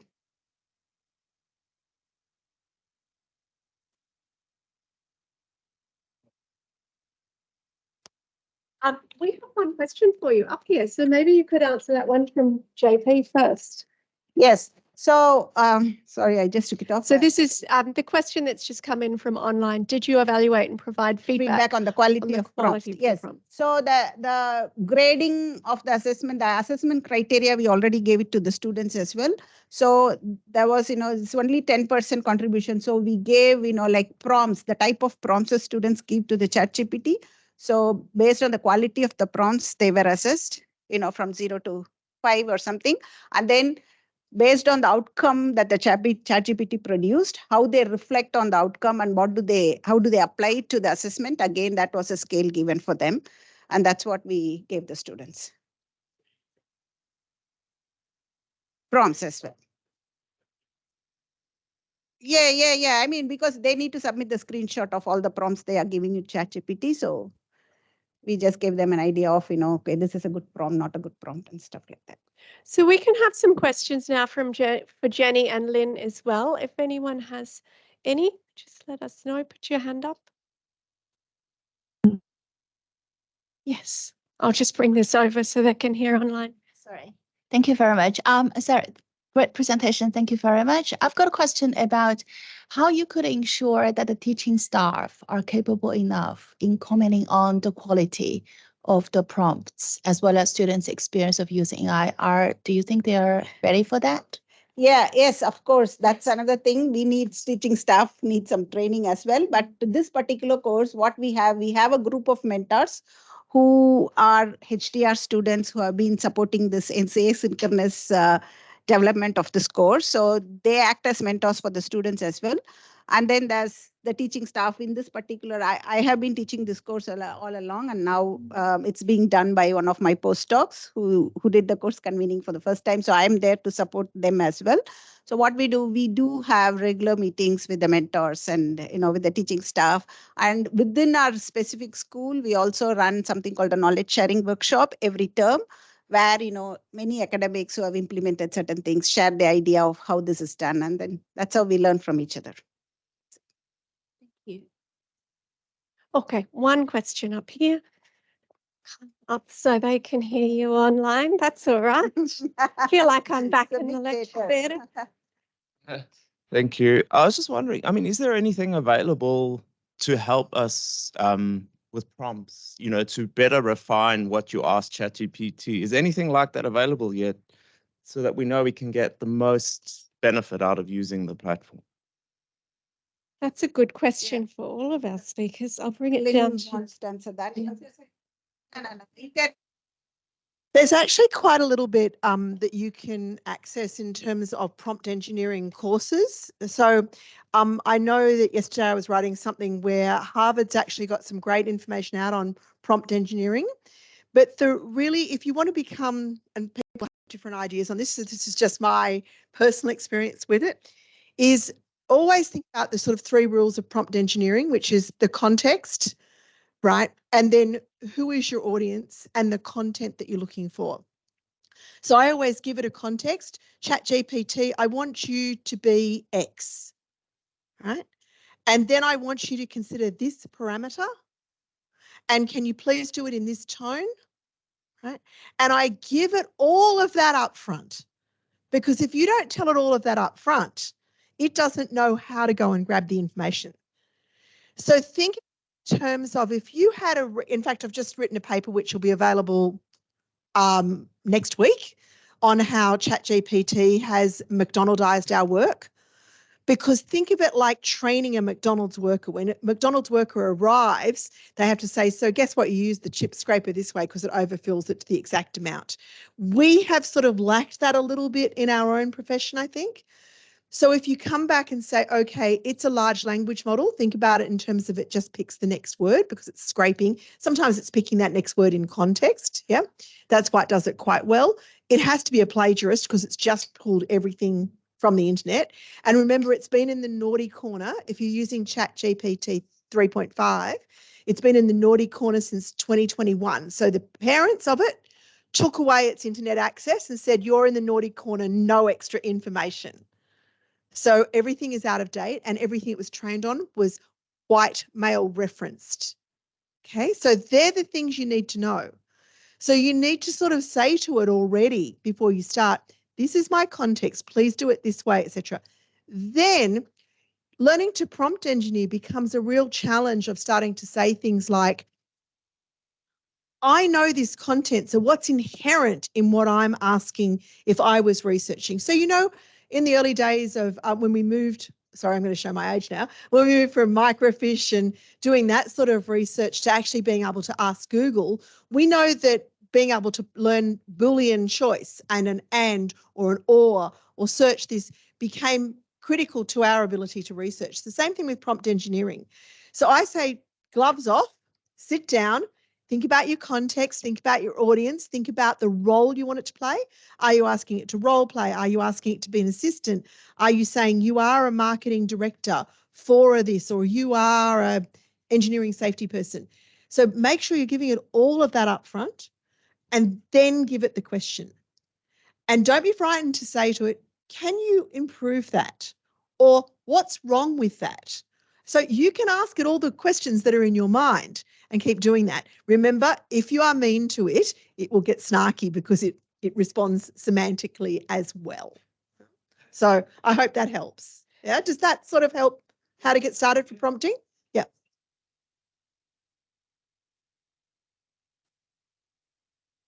No, so remember that they're competitive versions. So there's Bing, there's Bard, there's plenty of products. I mean, ChatGPT is like McDonald's, right? We know McDonald's, we say McDonald's when we mean Hungry Jack's, KFC, etc., Coke and Pepsi, yeah? So there are plenty of models out there. ChatGPT is, you know, the sort of an easier one to use, has got most of the background and is being more widely used. So it's the brand name from OpenAI. And of course, they just sacked their CEO, right? So thank you so much, Lynn. Thank you all for your questions. If you've got more, feel free to tag our speakers in the chat and ask some questions there, and I'm sure they would love to respond as well. We've just got under 10 minutes for our break. Thank you all for coming back for our second session. We're going to hear first from our student panel. Thank you so much for giving up your time during this important exam preparation time. So these are a number of our science students, and also from our science education team, we have Bianca, our student experience manager. Did I get that? Education partnerships, but sorry. Okay, thank you. Beautiful. Hi, everybody. Is this working? Oh, perfect. Okay.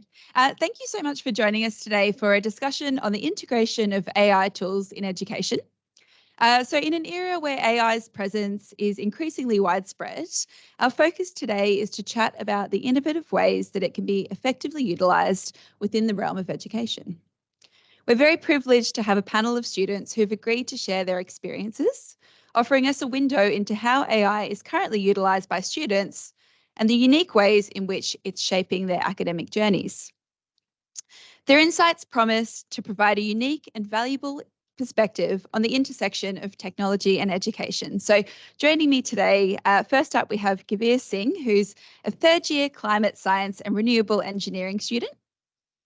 We have Rochelle Barnard next, who's a third-year medical science student. We then have Star Xiang, who's graduated now from a Bachelor of Environmental Management. And lastly, but we have Faiza Shafiq, who is a second-year data science and decision student. So I know we're really pressed for time today, so we're going to jump straight into the discussion.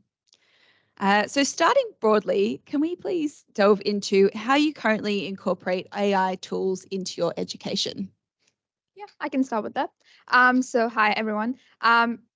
The way I use AI in my education is mostly as a search engine. The way I study data science and decisions, my studies revolve around coding and technology related things. So the way I use it is how to do this in Python, how to do this in this coding language. If I give you a snippet of code, can you translate this into another coding language? Is some of the ways that I use AI in my learning. And I also use it as a general to have a conversation with AI to understand topics in depth, as opposed to just reading it on a research paper or just online on an article, for example. Yeah, that's from me. I guess adding on that as well, I do agree with the studying in depth. So as a medical science students, we have a lot of complicated ideas and topics we have to understand, and you really want to make sure you understand it as in depth as possible. And adding on to that, I think that just being able to simply reflect on the fact that, obviously the sources aren't up to date, but we would sometimes just use it to search for a simplified way of explaining a specific topic. And adding on to that as well, there's resources like Chat PDF that you can now use to upload your PDF slides onto, and then you can actually ask it questions about your lecture slides. So I find that very helpful as well. And I think just helping to gain depth in knowledge. Yeah. Did anyone else want to add? Yeah, another great way I find to use AI is as a way to summarize research papers. So as a engineering and science student going into honors, you got to read a lot of different research papers that are often extremely long. And especially if they're open source articles, you can just give it the name like ChatGPT and it can summarize it for you, which is a great way to save time, but still receive a great accurate description of the paper and just kind of help with the research process. Perfect. Thanks so much for that. So we're going to move now just to quickly delve into the university AI guidelines. So do you find that there's clear guidelines around the use of AI within your courses?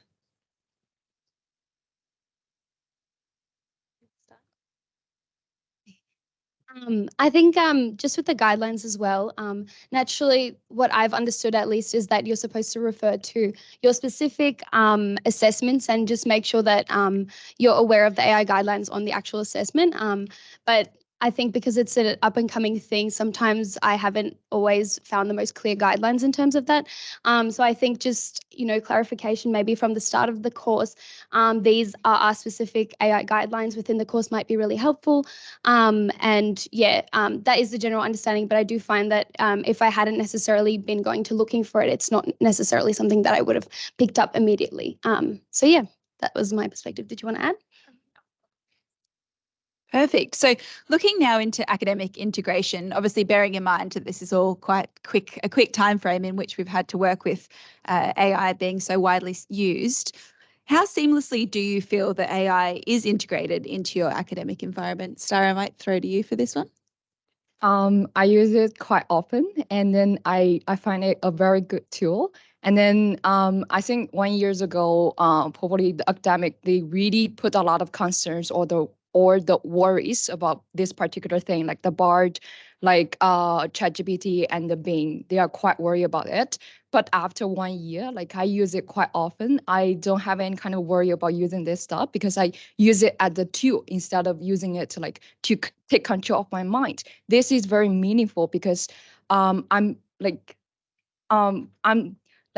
boss and I'm telling the ChatGPT, the AI, to do whatever I gave the demands. Yes. Perfect. And I guess, are there areas where you feel that it could be more effectively utilised to enhance the learning experience? I'm sure there's a whole range of ways, but it'd be great if you had any ideas. I think this is probably going a little bit maybe into the future, like the perspectives, because it's still a very developing field. But a lot of, for example, like AI is being used in a lot of different fields, and one of those could be making 3D models using AI. And this could really be used to enhance education and university delivery of education, especially for students who might be, overseas or not able to physically access. I think this is quite relevant for science, where you often do have a lot of physical demonstrations. And the technology already exists, but as you know, the ability to use AI to take a physical object and turn it into a 3D model in a certain sort of environment to access digitally, I think is going to be quite quite valuable for us all scientists and undergraduate students in the future, definitely. I think I'm happy to just quickly add on to that as well, and just I guess much simpler than that as well.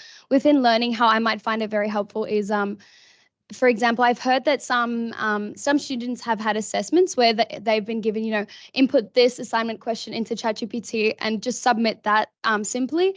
And then your next part of the assignment is to actually analyze where ChatGPT went wrong and where the answer can be improved. And I think personally, specifically within science, because it is so complex, I would actually appreciate an assignment like that, because it allows you to critically analyze where the AI went wrong and actually demonstrate where it can be improved and utilize those critical thinking skills. Yeah. Great. Thank you, Rochelle. That flows quite nicely into our next question around educator literacy. So in your opinion, how literate should educators be in terms of incorporating AI into teaching methods? Yeah, definitely.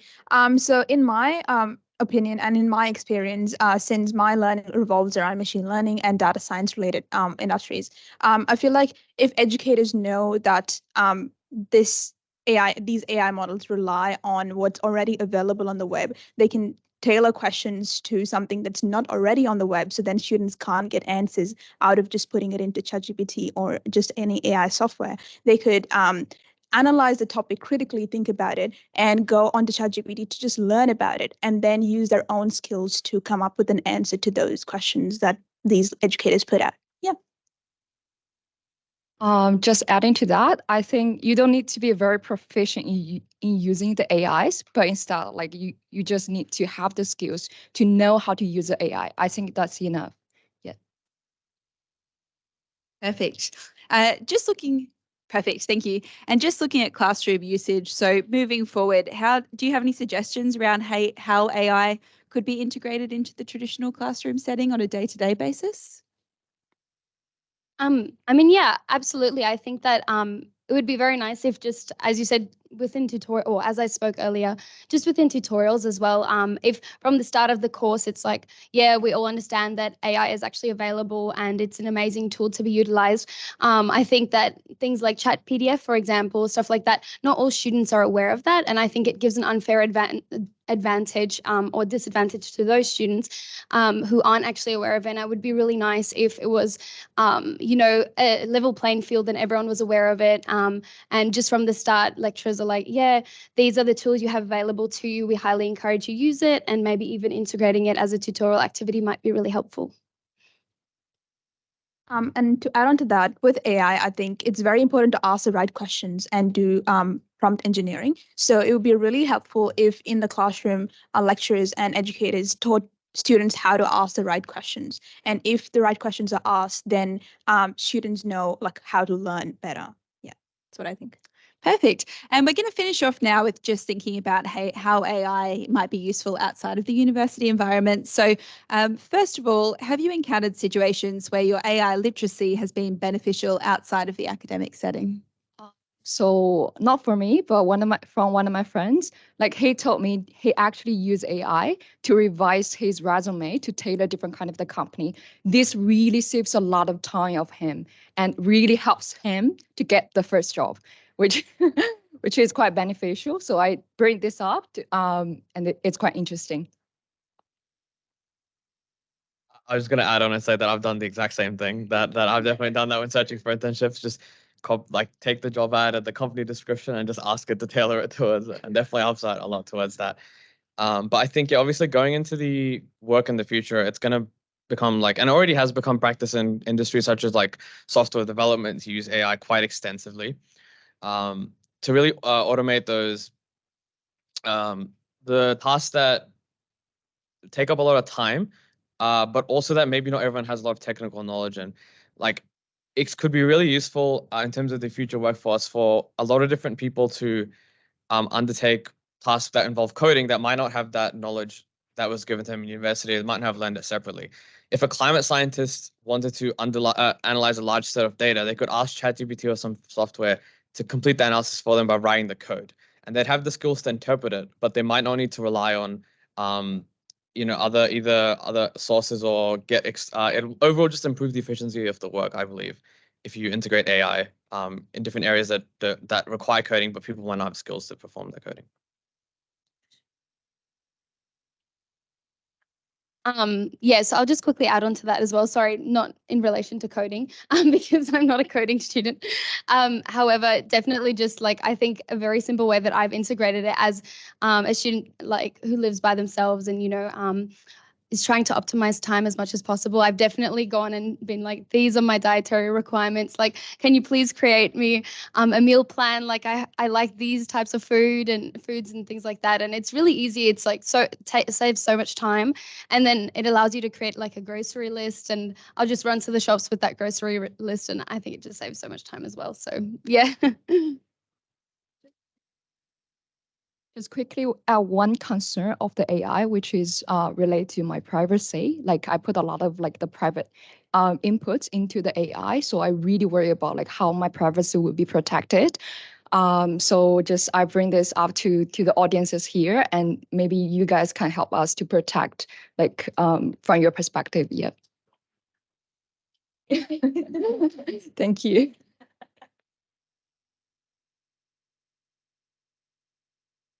So unfortunately, that is all we have time for today. I'm sure we could obviously delve much deeper into this topic, but just extending a sincere appreciation to the students who've joined us today for your time, especially during exams. Yeah, actually, we do have time for a quick question from the audience if there was any.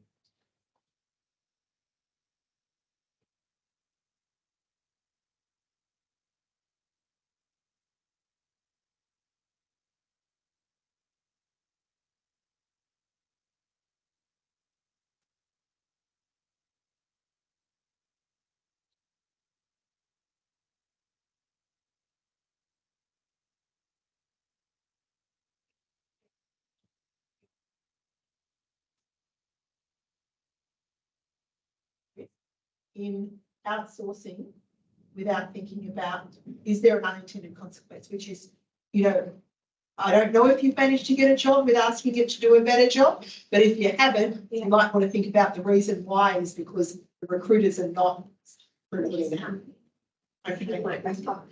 Thank you so much. Thank you for your tips. Thank you for all your tips. And I think lots of people were taking them on down as well. I saw some note taking going on online. So I think you helped us as well quite a lot. So thank you so much. Our next speaker is Kelsey.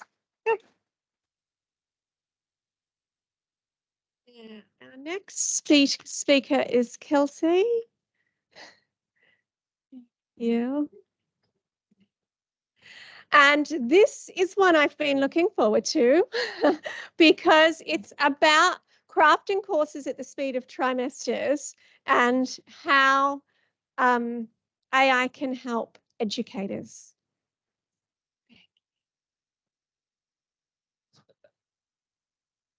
Okay. Here.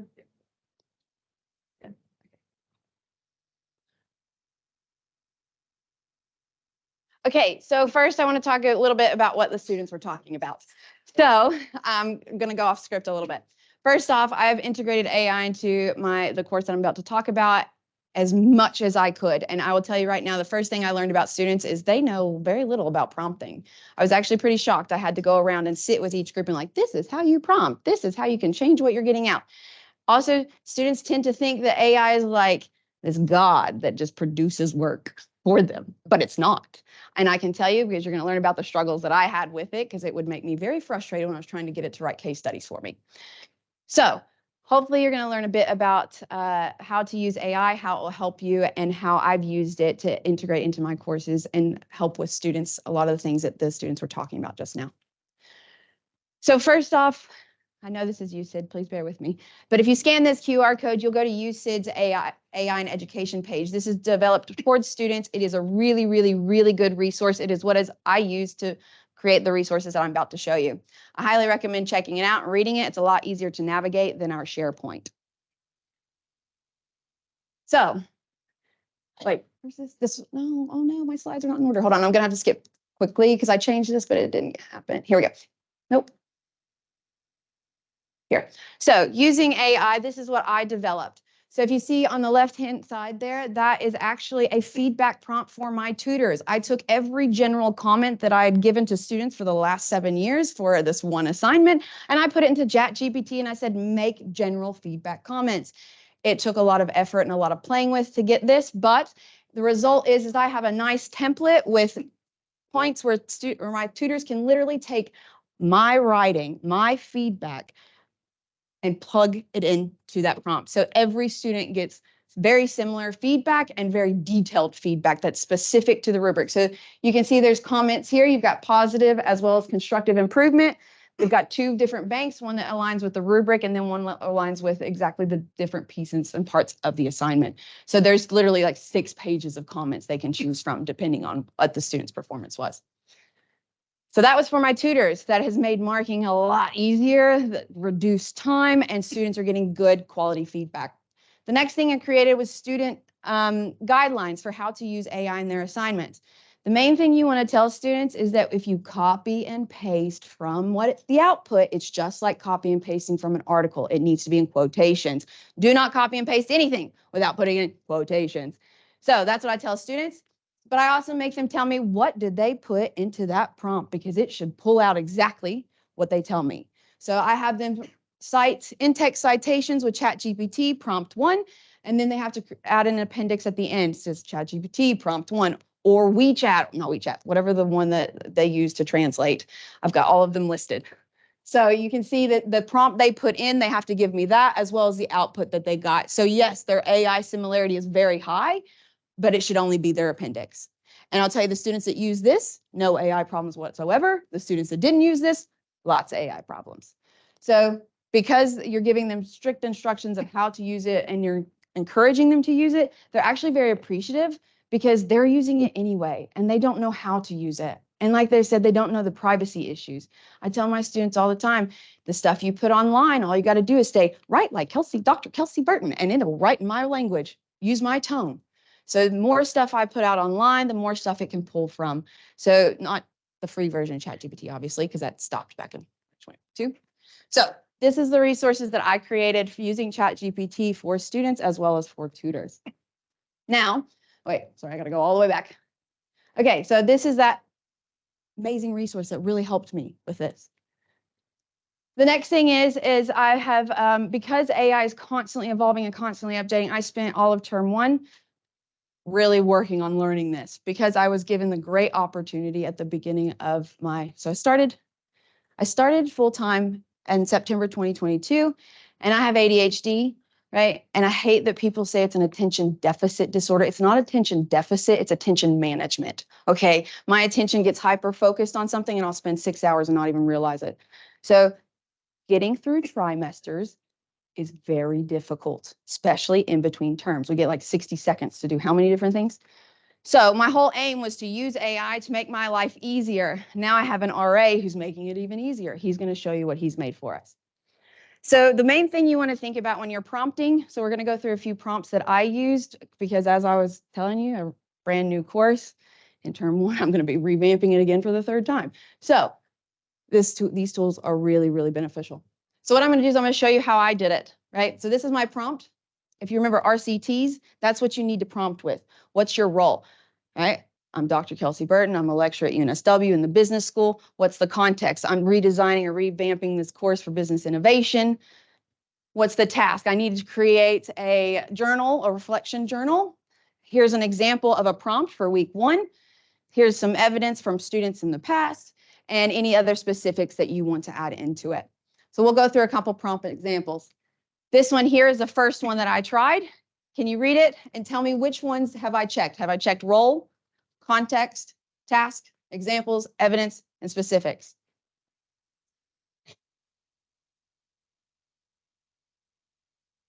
Wait, did I check role? No? Nope, no, I didn't. What about context? Did I check context? No, I didn't. What about task? Maybe? No, I didn't. What about examples?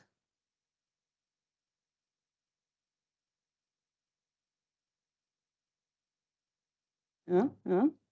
And what about specifics? Maybe? So this is what I check here with this prompt. I check the examples down here. I give a little bit of evidence with the examples and the specifics. So, for week 1, we want to learn to listen. For week 2, we want to learn to find problems, right? So now let's look at what I had to do to change it a little bit. So if you can see down at the bottom, it says, please write prompt for number 3, learn to discover insights. So now I'm giving it that task. I still don't have the role in context, but I have the task now. And now I can get what I want. It gave out a lot longer. I said condensed to 2 paragraphs, and this is what it put out. So now I have my journal prompt for week 3 in a matter of seconds. I did these weekly. I'd finish my lecture, go back to my office, post it online. Now, you don't want to waste time between trimesters trying to update or revamp or put in student feedback. So what I recommend is starting a ChatGPT chat. I have one for each of my course: innovation, negotiations, leadership, and everything I do goes straight into that chat. So I can say, pull from this and do that from this. You know, what did I do in term 2 last year? So it'll tell you, because that information stays in that chat. This right here is again showing you how I got it to write the prompt for week 4. Literally just typed in one sentence. It says, using the above information and building on the weekly actions. Number 1, learn to listen. Number 2, learn to find problems. Number 3, learn to discover insights. Please write the prompt for weekly action number 4, learn to prototype. And this is what it gave me. Beautiful. I condensed it down. I made it sound less ChatGPT. I wrote it myself. And then at the bottom, I said, helped and edited by ChatGPT. So make sure you are referencing ChatGPT if you want your students to reference ChatGPT and other AI tools. Now, here's the scary thing. I started and they said, we're going to give you this course, brand new course. You're going to co-design it. And I said, woohoo, great opportunity. And then about 6 months later, it's term 1 and I got to launch this course in term 2. And I'm like, holy crap, I don't have much experience in business innovation. I know very little. So how am I going to learn this literature and be able to pull off a postgraduate course? In no time. Cite AI, check it out. UNSW has a free thing. It'll give you the references that you need. That's how I did it. Anyway, now I'm going to pass it to Ruchi. Sorry, I went too long. So he can show you what you can use. Scan this. This is your prompt. You can use it. We put it together for you. So here you go. Hello. Yeah. So one of the most important things is we don't know what do we put into ChatGPT, and it takes quite a lot of paragraphs and quite a lot of attempts. What we created is a set of tools that you can just use to just say, I want to design a course. So you can scan the QR code. Let's quickly follow along. I'm guessing everyone has a ChatGPT account. So let's click on Course Designer, Tool 1 for now. And then you only need to fill what's on the right. So what's your course name? What's your course code? Because all of that is on the internet. If you put UNSW 1602 or MGMT 3721, we know it's called negotiation skills. It's on the public internet access page. We put that. Then we put how long is your course? We put what are your CLOs, PLOs. Then we put online, offline, hybrid. What is the mode of delivery? What is the audience? Is it corporate, undergrad, postgrad, MBA exec? And then number of students in class. And that is literally it. The prompt is ready. You just need to enter your details. That's an example of it. It automatically gets filled in. And I put more detail in that for you. So you don't need as much detail, but I put a lot more in that one. Yeah. And once you're done with that, you just click Open ChatGPT and it's pasted and it starts generating. And this is what you get, an outline directly from what you exactly want. And this is generated from your already available course information online. So there's no data problems with ethics, data privacy, because it's all already on the internet. And like I said, this is not something you take and this is your course, right? This is a tool, like the students were saying. It's not going to give you the course design that you need or that you're going to use. It is a tool to get the information to you very quickly in a short, condensed way to give you ideas, to help you create, to help you innovate. Use it as a tool, not as a PA to do your work for you. Yeah, we good? Oh, and these are my other presentations here. So if you're interested in going to the other ones, that's them as well. It's been a busy week for you. It is. Thank you so much. I know you may have to dash off, but we'll have questions. Okay, we'll have questions after the next couple of talks, or you can post them online as well. Our next speaker is not a ghost in the classroom herself, because I think most people know May. And if you're on any of the sort of AI chat groups around the university, you'll know that May is very active, and we're looking forward to hearing from you. I have offered May a seat, I'd like to say. I have been a polite host, but she's okay. Thank you, Rebecca, and I hope my slide works. Do I? Okay. Oh, thank you so much. The title, Ghost in the Classroom. I don't know if anyone's seen Ghost in the Shell. I was asking you who else. Yes, that's one of my favorite shows from the 90s. It's talking about who's the teacher in the classroom. But today I'm just going to focus a bit on one aspect. So I've tried various ways of giving feedback to students in the classroom. But because I only got 10 minutes today, I'm just going to focus on giving feedback on class presentation. So what I'm doing now, you could upload it later on and see whether I'm doing a good job giving this presentation. Okay, so where do we start? I'm from School of Chemical Engineering, and in chemical engineering, as engineers, they give a lot of presentation, partly to just talk about the project, and it's a way to assess how our students go. Now, for a long time, the way we give presentation is like this. So you got multiple teams of students, because engineers work in teams.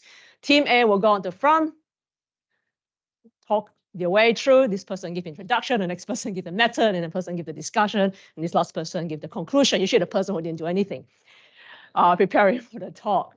And then team A comes down very quickly. They just got 10 minutes, maybe 5 minutes of question, they're lucky. And then team D goes out and we repeat the process, right?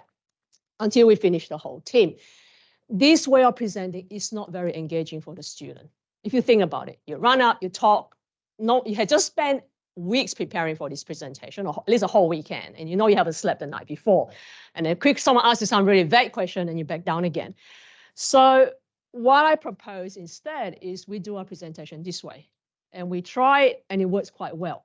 So if you've been in, you know, the active learning room, I'll show you a picture of one later on, but I'm sure all of you have been in one. There are things called pods, and they're basically a table with a little large screen next to it. And what you do is you put a student from each team in a pod, and then you make all of them present in parallel. All right, so the first team talks, then the second team, the third team, the fourth team, the fifth team, the sixth team, which means no one get left out. Everyone get tested.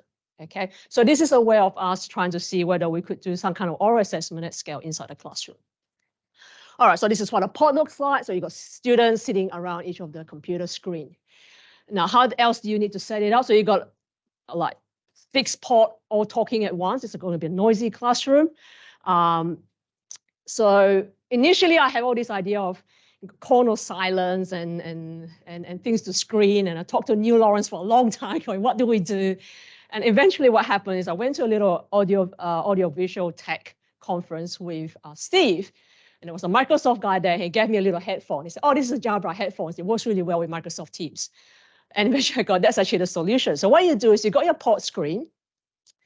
And our tech's a bit out of date, so I have to bring a little adapter to connect the HDMI. Now, if your school got a laptop or device, connect to it. And then you got your student, put the Jabra headset on their ear, connect that to the student's laptop.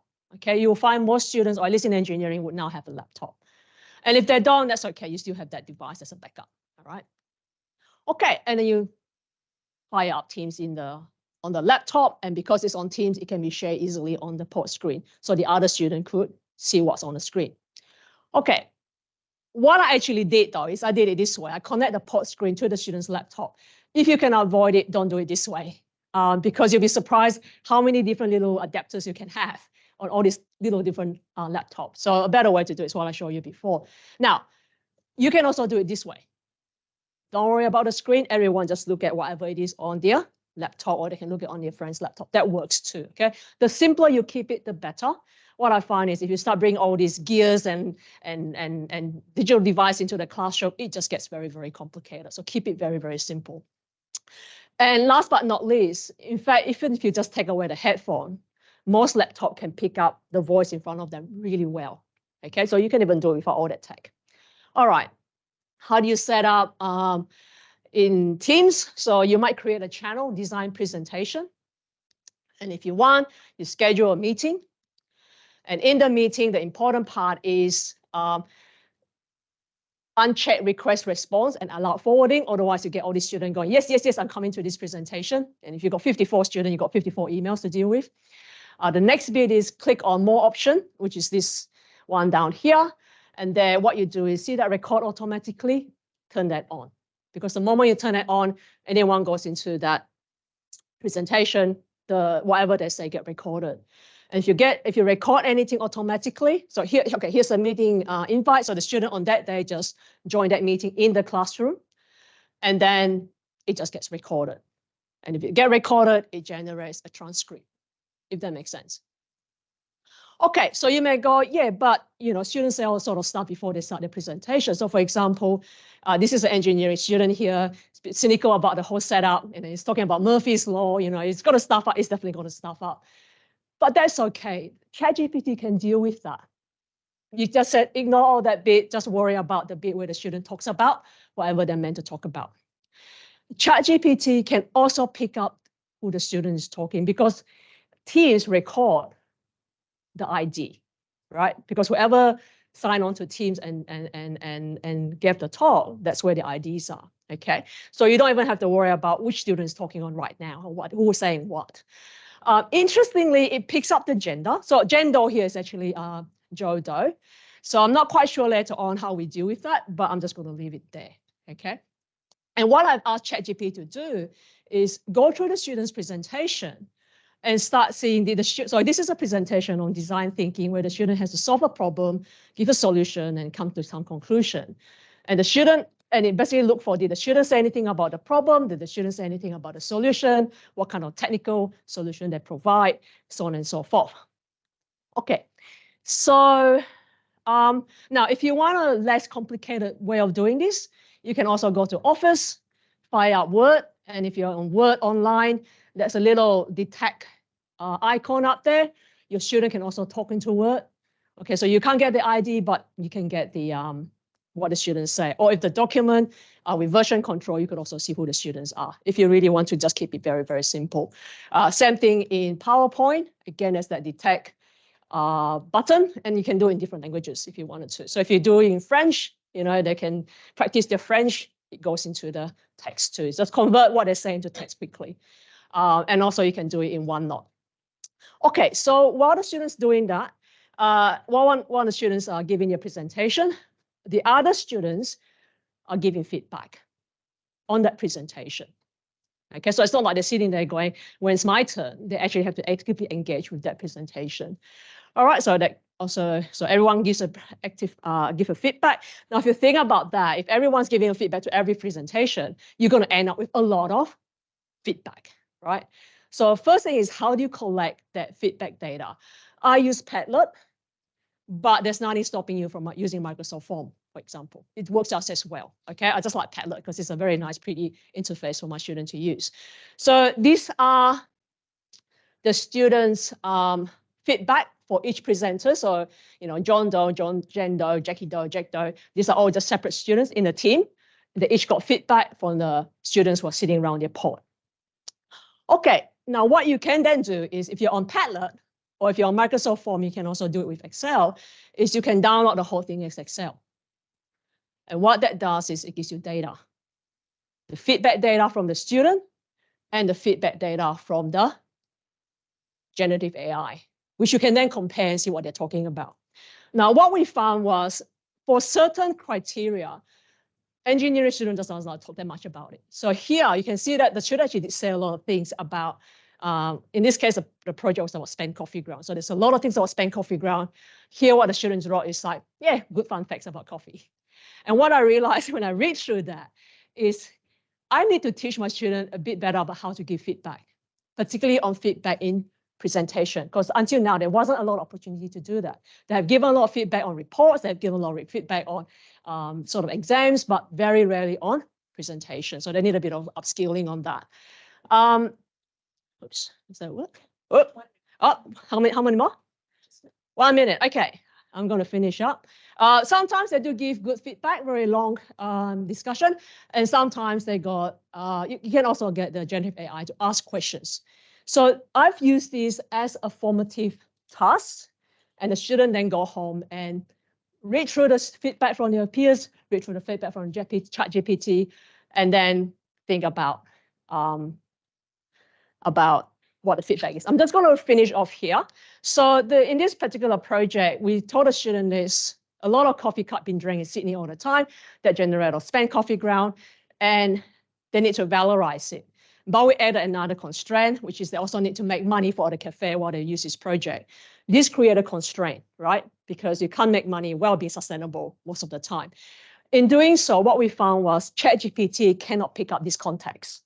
It can pick up what the students say, but it cannot pick up whether the student could work out that, or whether the talk is, solve the two problems, if that makes sense.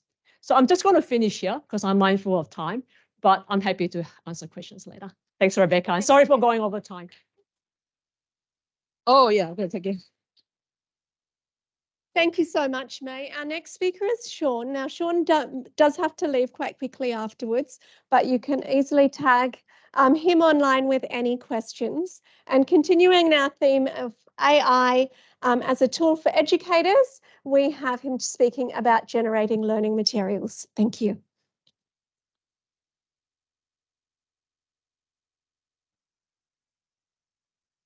Thank you, Rebecca. I'm from the Master of Translation Interpreting program in School of Humanities and Languages. So I just want to quickly give you some context. So when I talk about interpreting, it specifically refers to oral translation. One particular feature of interpreting training in Australia is very dialogue focused because there are a lot of scenarios happening in the community. So the range of topics that we need to cover are all the topics that closely link to the communities like legal, medical, social welfare, educations, and things like that.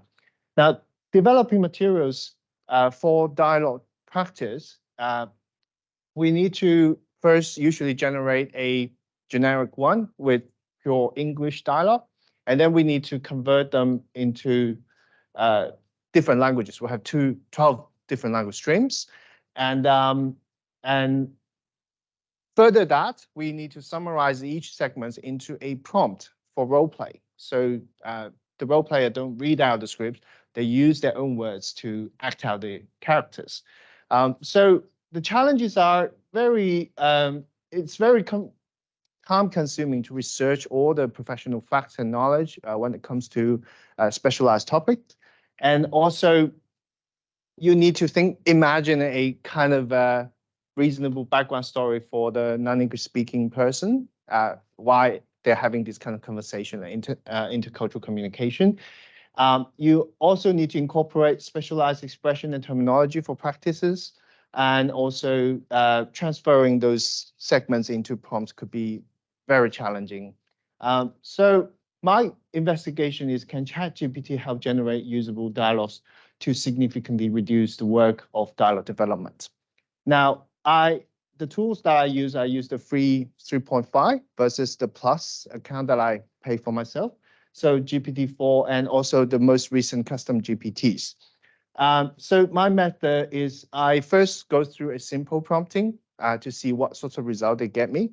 And then I go for a more contextual prompting with natural language. I'm aware of all the prompt engineering and structures and things like that.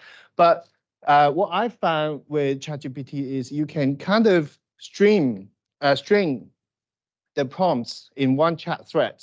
So based on the previous prompts, you kind of continue the conversation, so it build up. So that's a more natural way, I think, for prompting. And also with custom GPTs, I have specialized instruction and knowledge database. So I look at things from these perspectives. So accuracy, specificity, balance, authenticity, logic, and effectiveness and efficiency of the generation of results.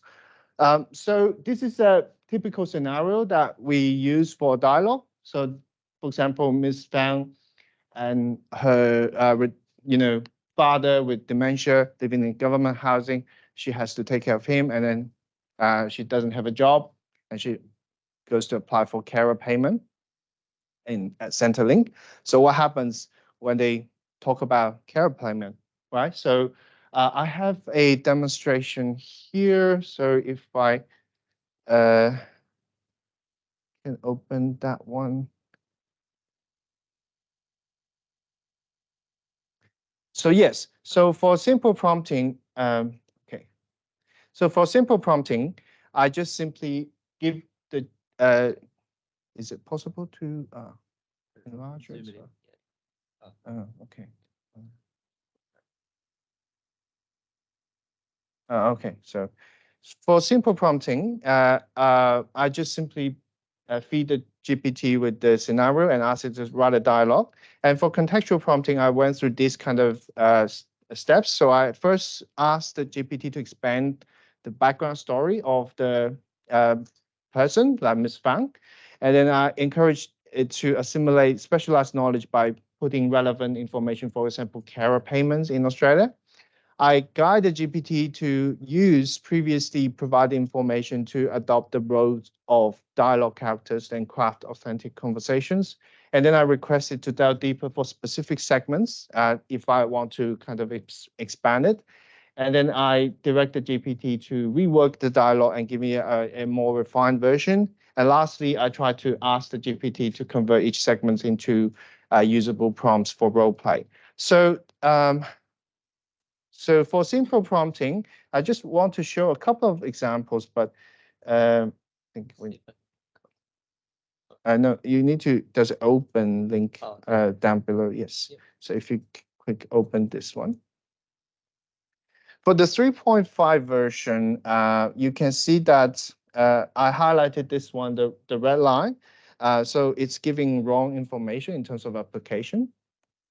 And also misfound segments are very short. It's just very simple question.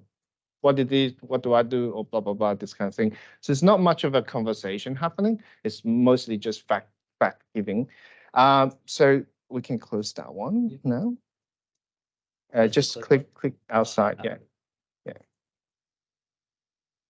Yes. So if you look at the GPT-4's simple prompting, just click open.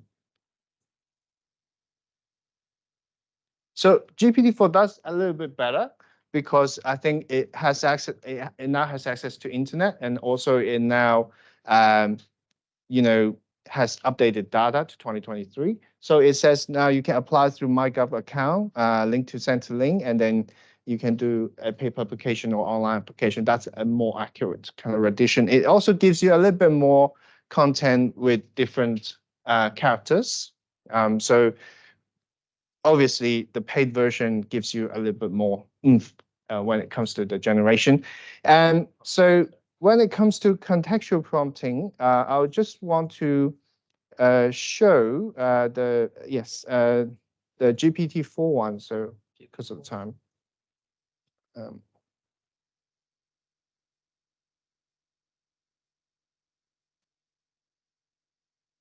It is a long document, so it's going to take a bit of a time. So here first at the top, you can see that I asked it to write a background story for 400 words for Ms. Fang.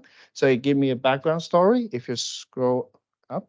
And then I provided a document. So with GPT-4, I can upload a document for it to summarize instead of copy and pasting the whole thing into the prompt. So it gave me all the bullet points in terms of knowledge.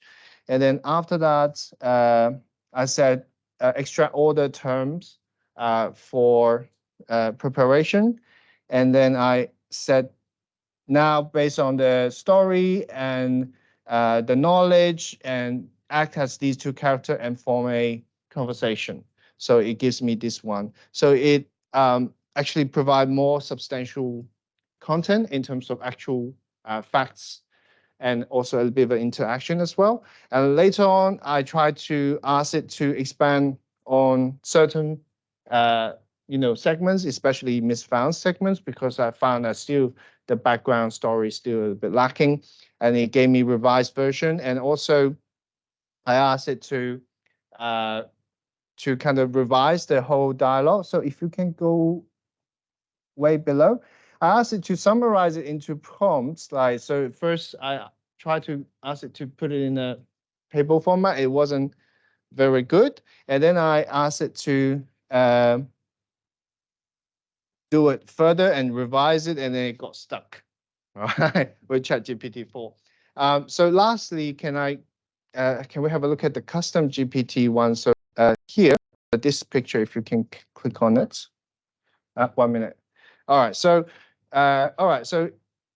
just custom GPT, you can put a specific instruction in it, and it will follow you. You can also upload a knowledge database. I will go back to the slides then in that case. So, if we found that with simple prompting, of course, the paid version is better, and we see enhanced detail with contextual prompting.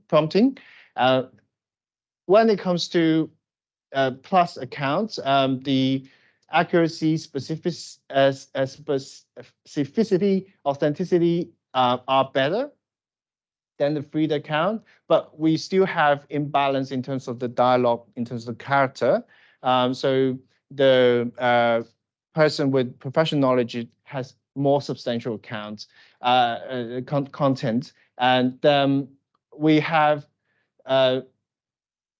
in terms of the impact of target knowledge, so the providing more focused target knowledge for us to kind of learn, use better results, and the custom GPTs perform similar to GPT-4, but can be tailored more specifically for this kind of activities. And for the paid account, it has efficiency problem. So sometimes if you ask it to do too much, it gets stuck. And then the speed of it is a little bit slow. So lastly, takeaway. Yes, it can help me increase the, reduce my workload of dialogue development, but there's potential to use more efficient prompt engineering. And also for the story, for like, non-English speaking person story, you need to tell GPT specifically what sorts of difficulties they have to embed in the dialogue. Otherwise, they're not going to give you much. And also dialogues could also and should be tailored further to fit the Australian context. And also students should be informed that the materials are intended for practice. They should not view the generated results as knowledge for knowledge acquisition. So this needs to be very transparent for students. So that concludes my presentation. Thank you very much.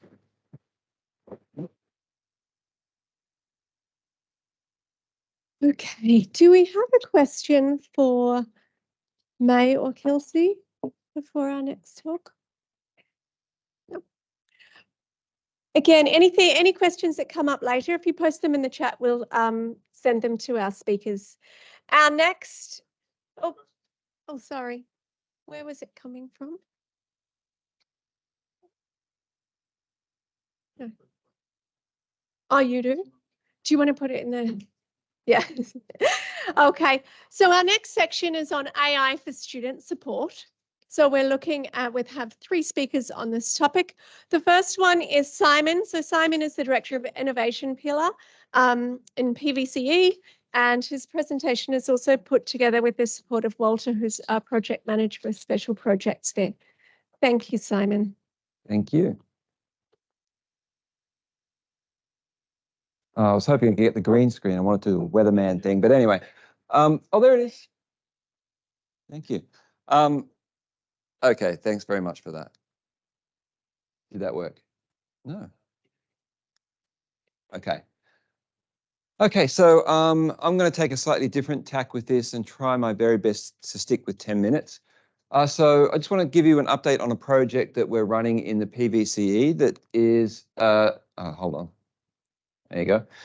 A 3-year strategically funded project, and we're very excited about this one. The whole aim is to try and improve student success by early identification of risk of academic failure and how that relates back to potential well-being issues as well. So trying to actually catch students before it's too late and give them the support they need. So how we're going to do that is actually using existing data that we have now that UNSW captures from various places. And we're using machine learning and predictive modeling to examine thousands of data points over the past and sort of see patterns of engagement that tend to lead to different outcomes. Then monitoring how students are engaging and being able to put up little flags and warnings that may be able to steer them on the right track. We're also using AI to help interpret complex data so that you don't need to be a data scientist to actually understand what's going on, and to help with messaging and improve efficiencies and reduce workload. That's it in a nutshell. One of the biggest important things about this, we may have to flip off the green screen because I can't see what I'm talking about. Thank you. That's better. But one of the important things with this project is human comes first. So AI and looking at engagement patterns online is only one small part of a student's story. We can never, ever see everything. So what we're trying to do with this project is really make sure we gather as much human expertise across the university as we possibly can, not least the teacher in the classroom who's actually working with those students and understands them. But what we want to do is provide as much insight and support as we can to help staff actually guide students in the best way possible, to demystify the support that we actually have at UNSW, and to give students a level of autonomy to help them take control early on as well. So to do that, we are working with several key collaborators in this project. Legal is critical, so privacy and ethics is really front of mind when we're doing this. We've got working groups with students, with our academic and professional staff. We are really working closely with our great support services. And what we're doing there is trying to understand their heuristic knowledge from years of experience of working with students in distress, in different states of risk. How do we talk to them? What's the tone we use? How do we scare students, but still get the message out there? And of course, we're working with students and we're working with feedback loops within the machine itself to determine how we can improve our accuracy as we go. The main thing is this little love relationship that we're aiming for here, where the human and the machine are working in harmony as we go forward. What's driving this? From a cold statistical point of view, these are important figures that stem this project, but I'll add a layer on top of this. Often we're seeing a great increase in well-being issues across the university, and a lot of the time academic failure or disengagement can be an early indicator of that. So we're starting to really focus now on that aspect as well. But you'll see here, for example, this is the big one here, which is really about the number of students in the QUILT survey that felt they were given the right support or they could find the right support. And that varies across the different faculties from 43 to 66%. So for us, one of the big things about this as well is how do we use AI to offer the right support to the student based on their individual circumstances in time so they can do something about it. Other aspects we're working towards, just really quickly, I'm not going to read all of those out, but it's really critical that we want to do this properly. So it's not just about building AI models off to the side and then hoping it works, but sustainability means making sure it's cyber resilient, it's legal, it's ethical. We're making sure we're about transparency, informed consent, all of those things. And it's a big project working across all of these. And we're not doing it alone. We've got a list of collaborators there. So again, I'm not going to read all of those out, but this is just to demonstrate this is a real collective effort. And we're working with all the key teams in the university to make sure we've got all of it covered. Importantly, though, I'm a designer and we're taking an iterative design approach with this. Key to this is the feedback from our students and staff along the way. So it's not going to pop out perfect, but we're going to keep doing it and improving it and improving it.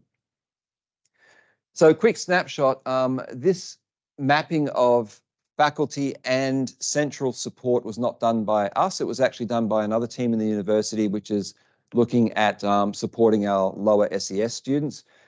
But just imagine you're a casual staff member walking in week one to teach your class and a student presents with an issue. Where do I go? Which one is right? What are the nuances behind that? It's very confronting. If you're a student, that may be more so. So what we're looking to do is to actually have our predictive model running in the background, and we're looking at levels of risk and then who should be involved at different stages. So for example, if I'm a student, I've just moved to a new city, my cat just died, I've been a little bit slow starting, I don't necessarily want a big red flag to be waved in the academic space to say I'm a risk. Just give me a chance to catch up and give me the right advice to do that. So low risk early in term, we want to send something private to the student when it hits a certain threshold of what we believe to be a risk. And just, it's a, hey, check in kind of vibe. You know, how are you? We noticed this, we noticed that. You know, we'll check in a little bit later. If the academic needs to be involved, what we want to do there is offer them suggestions for support teams to help them have a better conversation. And there are support teams at the university that need to know.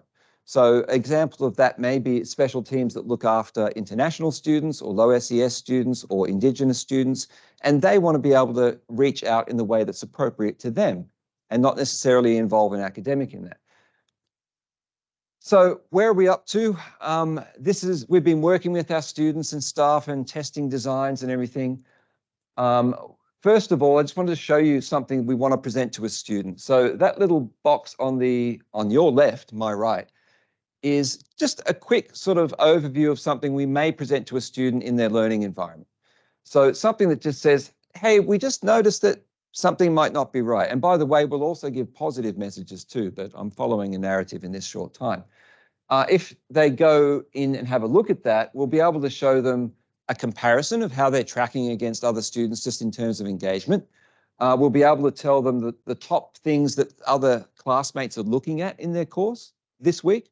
And we'll actually have generated responses based on their data to say, hey, these are the things we think you can try to get back on track. They'll also be able to respond to that and say, well, like, I'm actually okay, thanks. And then we'll actually note that. Or they can actually follow up and book something from there. That's the ultimate aim. We'll also be sending them alerts in the future, because if they're not logging into Moodle, maybe they're not actually going to look at this in email. So ultimately down the track, we'll look at things like text, etc. But we're working hard with them to understand what's helpful and what's spam. From a staff perspective, there's a panel when they log in there. And what we've done is try and make it super easy to get an update at a glance. So at the top of that, you'll actually see color-coded dashboard with our predictions. This week, we think 3 students have just fallen into a high-risk category. You better go have a peek at that. And we've also got something down the bottom, which is just a bit of a sort of monitor of what's just happening generally with the activity. So who's not logged in this week? Are people spending a lot of time, a little time? And we can look at those groups of students. If someone wanted to drill down, then we can actually present them with a list, and we start to say, like, our confidence level of someone being in that category, whether they're falling behind, okay, or maybe at risk. And we start to give indications of why we think that. At the moment, there are other things that are predicting this that we can't actually show yet because there are sort of privacy issues we're working through. But that's the general gist. And in our prototypes we're testing now, it automatically generates an email with all the right links and things in it based on the circumstance. 1 minute. All right, let's accelerate. Really quickly, where we're going with it, we're replacing email with AI drafts. So basically, the AI looks at all the data. It will actually craft a message with all the right links in it. It remembers if it sent messages before, and it will adjust the tone based on the severity of risk. And we're actually allowing the academic to see that, of course, edit and confirm that's what they want to send. They can do that in batches or individually. I've kind of mentioned that before, but the main thing is here, the AI is a huge time saver. It allows you to actually remember what's happened before and let you know what the student's done based on your interventions and all that sort of thing. The data that's being used quickly, that's a visual representation of the machine learning model as it's determined what factors are important. I won't go into that, but we are using things about the student. So you can see those there. We're using things about their activity, and we're using things about the course. So is it a hard course? Is it a little bit easier, etc.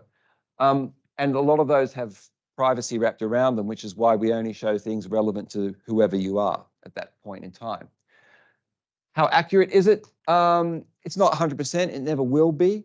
But what we're sort of looking at, there are things where the green is like we 100% predicted those fails. There's a yellow area where we're not sure. And then we're sort of correctly predicting the dark green safe people.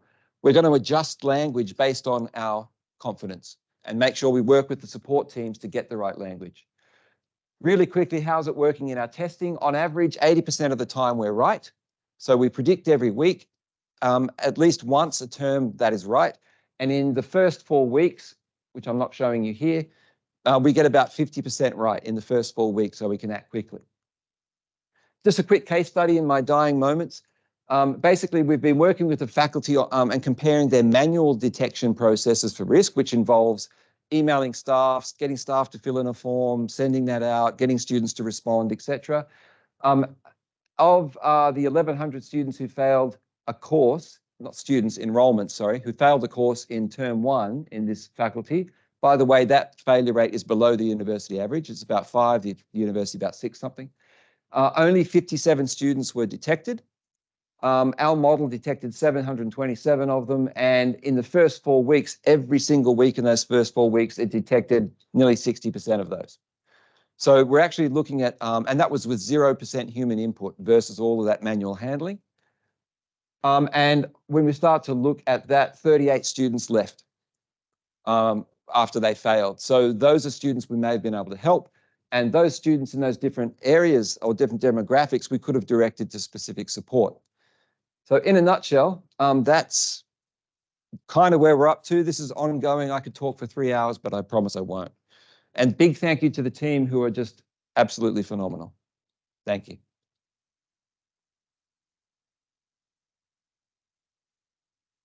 Oh, you don't want to hear me talk through this. Thank you. And a reminder that Walter is online if people want to post questions about that project to Walter. Next, we have Gary. And Gary is on Bloom AI, your personal tutor, which is about using a personal tutor and AI teaching assistant. Thank you.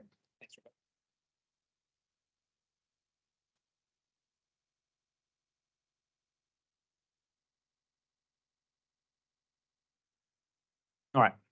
Thanks, everyone, for the opportunity to speak.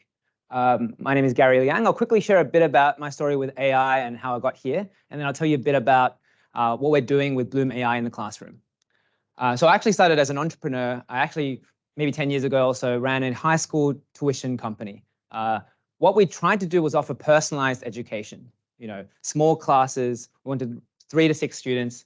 And already I was seeing the challenge of providing personalized education. It was really difficult to tailor these lessons for each individual. If there was a student that was way ahead of class, it was already very difficult because they were already getting bored. If there was a student really behind in class, we had to kind of slow down the class. And this is where I saw it was just really difficult. Even though we had the tools in place, it was really difficult to scale personalized education. So I joined industry as a management consultant. I helped ASX companies, governments, universities solve difficult problems, such as how to deal with COVID or how to enter different markets or how to commercialize research. And this is kind of where I had a broader lens on how to implement initiatives at scale. And now I'm kind of back here at UNSW. I've been teaching at the School of Economics and the School of Mathematics. I have been doing so over the past 8 years or so. And it's always kind of brought me back to this personalized education problem. We have these large lecture halls, hundreds of students in one class. How can you actually speak to each individual? And that's why I created a company called Bloom AI. So let me tell you a bit about the background. Benjamin Bloom had this paper in 1984, the Bloom's 2 sigma problem, for those of you who are familiar. And basically what it said is that for those who had one-on-one tutoring, they performed at a level that was 2 standard deviations higher than those who underwent traditional learning.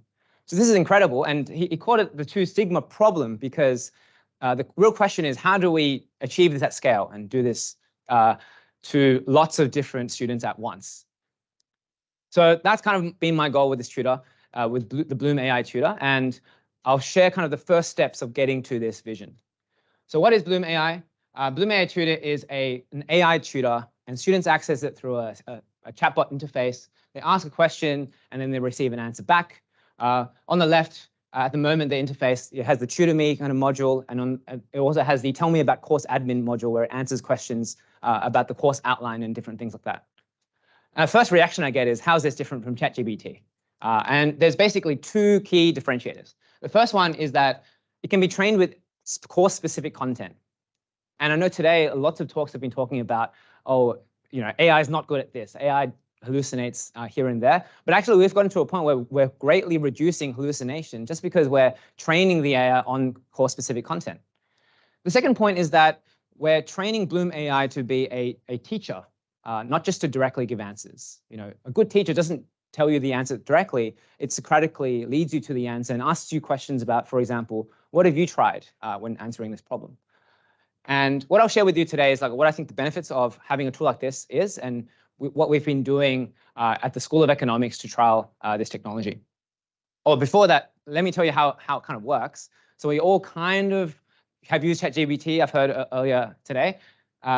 Broadly speaking, with a traditional large language model, this is kind of based on LLMs, a question is asked, the LLM then kind of uses a model that's pre-trained on basically the web data, and then it spits out an answer predicting the next word. So what we've done with Bloom is that we've added an extra layer there to incorporate course content. So before that, you know, we train the AI so that there's a smart lookup functionality where it actually then retrieves intelligently from the course content, which is what is relevant for the student's question. Then it provides an answer based on that. And then there's additional content moderation as well. And then an answer that is much more accurate is then provided to the student. So let me tell you about how we've been actually trialing it at UNSW. So I'm teaching at the School of Economics in a second-year undergraduate economics course called Game Theory and Business Strategy. So it's a mix between problem solving as well as looking at real-life strategic scenarios. And right now, it's around 190 students. And so far, we've already gotten, and this is during term 3, 2023, we've already gotten over 14,000 different questions.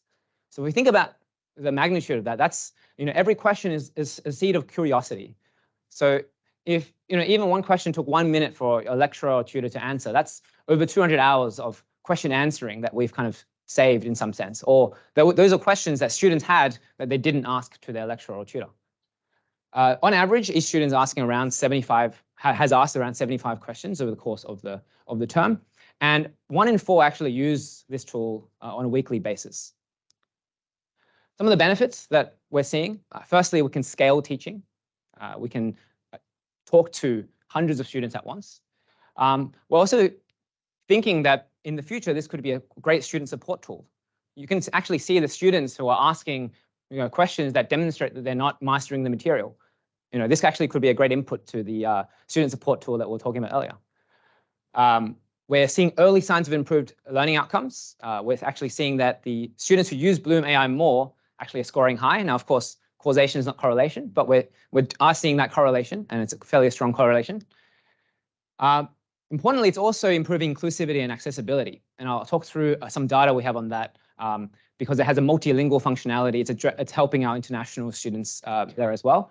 It's saving staff time. So I'm working with the lecturer, and we're all seeing, you know, less questions, or more importantly, higher complexity questions that we're being asked. And then lastly, I think it's a great opportunity to actually improve branding for any course or university that wants to implement AI and be kind of on the cutting edge. Some kind of feedback that we've gotten from students, we've run 3 surveys over the course of the term.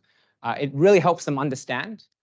Secondly, it's very accessible. They love the fact that you can ask a question at any time, 24/7. It's inclusive. A lot of students don't want to ask questions in class. So it's a great opportunity for them to just ask a question in a safe space. It's relevant to the course, and this is kind of what the key differentiator is. It's trained on the course content, so it's actually answering questions accurately based on the course content. And lastly, it's a good teacher. It has a great personality. It's teaching you. It's not just giving you the answer in a dry way like a ChatGPT might. Some data on inclusivity. So we're seeing that, well, sorry, this is more accessibility. We're seeing that 60% of the questions are asked after hours on, you know, on, let's say, after 5 p.m. on the weekends, things like that. So these are questions that students have, but lecturers and tutors aren't able to answer. So we're seeing that as one big benefit. We're also seeing improved inclusivity. And this point around students having questions but not wanting to ask them, it really shows through if we cut the data by gender. We're seeing females actually using Bloom AI 80% more, roughly. And we're seeing, you know, survey feedback from females that they're actually finding the opportunity to actually ask these questions in a safe space. So it's improving inclusivity from this perspective. And then from the international student perspective, we're seeing students actually engage with Bloom AI Tutor in languages other than English. We have a lot of Chinese international students, so Chinese is the predominant language, but we've also seen Vietnamese, Spanish, and French as well in some of the students. So overall, we're seeing kind of this huge opportunity in inclusivity. So I'm just going to finish off soon, but I'll just share with you some learnings as we hopefully take this throughout UNSW and other universities. Firstly is that we're already, students are already embracing AI, and this is kind of the idea behind giving students an AI tool so that they can actually use it. We're encouraging them for them to use it, but we're letting them being very clear that what they can and can't use it for. We think that the best kind of learning will come from human and AI augmentation. One example, very practical to us, is that we're seeing the students asking simple questions, course admin questions to the AI, and then when they come to a more difficult question, they kind of come to us, and then we have this kind of dual augmentation, if you will. And then lastly, I think we need to move fast, but don't break things. So I think this space is moving very quickly.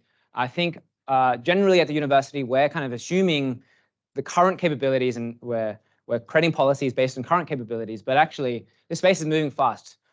This AI already kind of reduces hallucination, and we're going to get to a point where these AIs are fairly intelligent. So we need to move fast, but we need to make sure we're kind of in line with any course policies and assess the risks accordingly. And then lastly, I'll kind of share with you what I think the future of education might look like. I think that in the future, every human will have a personal AI tutor, one that knows them, one that knows their history, learning style, preferences, things like that. Textbooks and curricula will adapt to what you want to learn, but what you should learn based on your learning preferences. And the teacher's role is going to be less and less content and knowledge per se. It's going to be more of a facilitator, being able to address a wider variety of students and more students at once.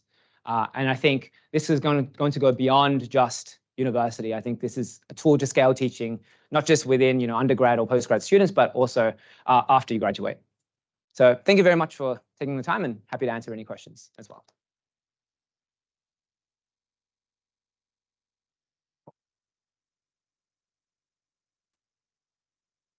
Okay, we have Inma and Eric as our final talk, and we're going to continue talking about chatbots, I think. Yes? Okay, and then we'll have some questions at the end. Sure.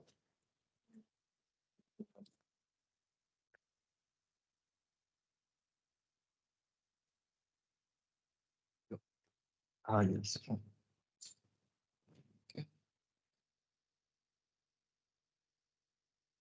Hello, everyone. Welcome to our presentation. So very similar to the presentation that you have heard before, but it's a thing that we're developing in engineering.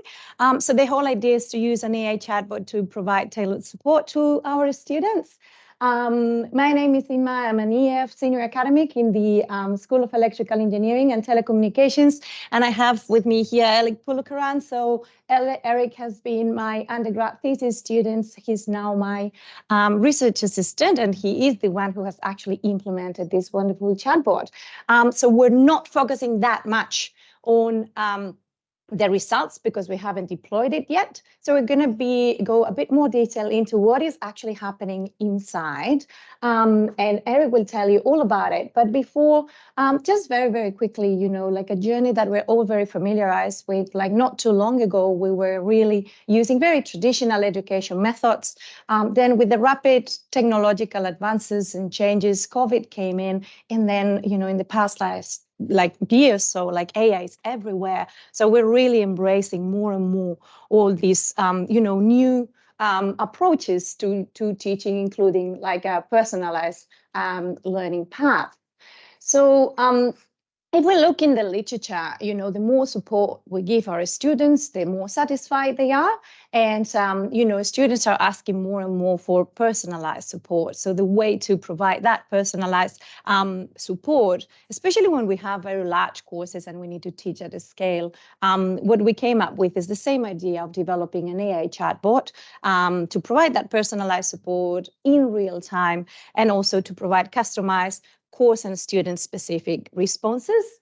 We have trained this model with data from 1111, which is a first-year introductory course in electrical engineering, with around 1,100 students per year. But as Eric will show, this can be essentially generalized to any other course. So yeah, now Eric will take you through all the technical details. All right, so I guess we'll talk about the whole pipeline altogether for what the chatbot is. Really, what we want is students to ask questions, understand their intent, and based on their understanding of like whatever they want to do, we will then customize and fetch relevant data for answering that query. We then get all this relevant data that we've fetched and then combine it with one of these language models to generate a more natural response to the students. So here we can see the NLU stage, which is the natural language understanding, the dialogue manager, which does all the fetching of data, and finally the natural language generation stage, which is actually forming that final response. And then we can start off with the intent model. So the intent model, we had to kind of build or train a model that will, given a question, can understand the intent. And to do that, we have to generate some data. So we did some synthetic data generation techniques. This is an example. It's not really what we did, but like you can see, we ask it to generate a list of questions based on this description of an intent. And this one is course information. So any course related information, it will generate a list of questions. Then we get human evaluators to tick if it's a valid question, if it's like a repeat, maybe it's invalid, and so on. So this way we generated a list of 616 questions that we used to train this model. So now given a student question, it can successfully understand the intent. And these are the different intents that we found. So they are course information, course calendar, assessment information, instructional materials. So this is related to the actual course content, and fetch grades and marks needed. They're all related with fetching marks for like students and recommending resources. So we can see the performance of this model. Actually, we got a confusion matrix. The diagonal actually is ideal. So we want all of these scores, and it looks like it's above 90% for all of them, which is really good at classifying the intent. So we can very accurately understand what the student is asking. And we can actually see high precision recall and F scores as well from this model. We can then move on to the dialogue manager. So now that we understand the student's intent, we need to grab the relevant data. If they're asking about course information, we need to get course related information. If they're wanting like live calendar stuff, we get the live calendar from the course itself. So for example, the course information, we'll need to like use semantic search to get like the documents, the most relevant chunks in the course information, course outline to the model. And this way we can like provide a good answer. Same with fetching live course calendar information. This way, assessments change all the time, and we need to grab the relevant information and then feed it to this model. And similarly for fetching the student grades, it's just going through the student database and grabbing that relevant information and all collecting this into some sort of context data, right? And finally, now that we have this context data and the student question, we can formulate a prompt and feed it into a model. Due to like financial constraints, whatever, we used a query model, which is a baseline GPT-3 model, and it generated a response from that. And the responses actually were pretty good. However, they kind of hallucinated, like we talked about before, and like would sometimes give information that is maybe not accurate. And so to solve this, we again fine-tune the query model. In a similar way, we generate answers for every single question and then get human evaluators to fix up these answers and then train a model.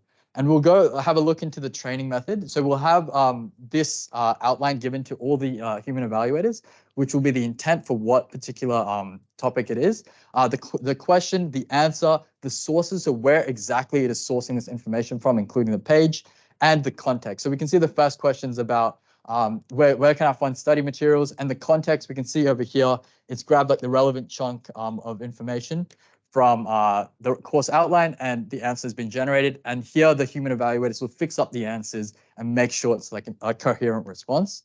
Finally, if you look at the overarching pipeline, student asks a question, we figure out what the intent is, we grab the relevant information, whether it be course outline, data, whatever else, and create this prompt into the query model. We get really, really good results. So we can see over here, it's talking about a student's asking, what are my grades this term? And the bot has actually fetched their grades and says, okay, these are your grades currently. Your performance is okay. This in the weekly quizzes, it's a little bit, it's actually good. And then it also talks about for the midterm, what specific questions they were struggling with. And finally, it actually outlines outlines the marks are okay, but where you need to actually look to improve on. And this is really beneficial for getting personalized feedback for students. And to kind of judge the performance of this response model, there are two main metrics that people in NLP use, which are human evaluation and automated machine testing. So for machine testing, we use Roche, BERT score, and BLERT. And Roche and BLERT are more related to different domains, and they talk about n-gram overlaps and translation use cases. They're not very applicable. But BERT score, we can see 75% score, and it actually really talks about the so the way we do this is we compare like the actual ground truth with the generated response, and BERT score is actually performing pretty well, which is 75%. And finally, user testing will give all the users the question and the generated answer, and they have to rate it on a Likert scale from 1 to 5. And we got an average for all the different topics of like 3.51, which is pretty good. And for the Kappa score in terms of how much the evaluators agree with each other, that was 51%, and that can be attributed to different levels of understanding. Some course admins or tutors might not know as much in terms of content and course structure and stuff like this. So this actually is really, really good performance, especially for using like the lowest Curie model, which now we have GPT-4, which is a few stages ahead. So here are some more examples. A student asking, what do I need to get on the final exam to get a distinction? And the model will fetch the relevant data, do computation on that data, feed it to the model, and then it will like formulate a good response saying, you did this in the weekly quizzes or whatever, here is what you need to get in the final exam to get a distinction. And then we get course-related and theory content, and finally course outline stuff. So like how many assessments are there? It'll list them all out with with the weighting as well. And finally, for future plans, we're actually very close to coming out with like a deployed product, which will be applicable to every single course at UNSW. And essentially all the course admins need to do is log in, select their course, upload relevant documents, and align it to specific intents. And the students will then just log on to that website with their ZID and Z password and immediately have a chatbot ready to go. We're also planning to implement video Q&A so that we'll feed in all the lecture recordings, and then a student can ask a question and it'll give the exact timestamp of where this is discussed in the lecture. And then document layout analysis is another tool. So for sourcing exactly where exactly on the page that we got this information from. For the electrical course, obviously these are a lot of diagrams, so it's hard to know. It's hard for the model to know. It's better to just showcase exactly where in the document it is. And finally, agents and tools. So this is a very extensible system, so we can keep adding more and more tools as it goes. And some of the tools can include submitting forum posts. For example, a student asking questions about like the course outline, they still can't figure it out. Then they can say, hey, can you actually create a forum post for this and post it? And the chatbot will actually, based on the conversation history, convert that into a forum post and make the action of actually posting it on the forum. And that way drastically reducing the amount of questions needed and save some teaching resources as well. And that's it. Thank you.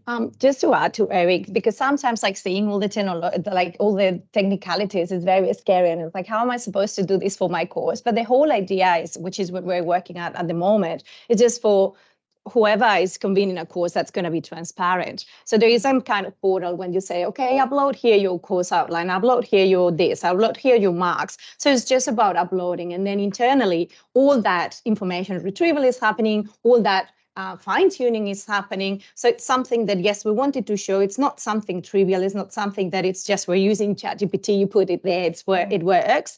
But it's also something that can be used even if you don't have that understanding of what is happening inside. Yeah.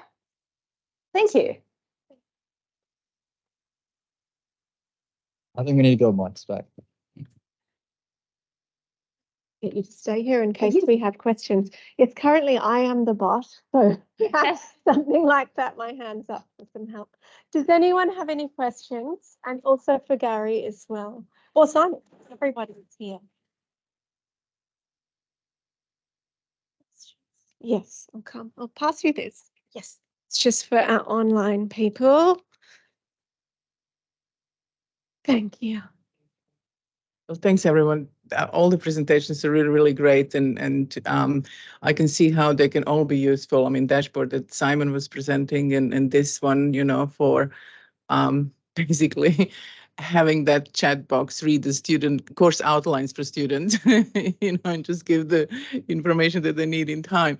But specifically to Gary's question, how are we, I mean, there is now such a proliferation of new tools, and they're getting better and better.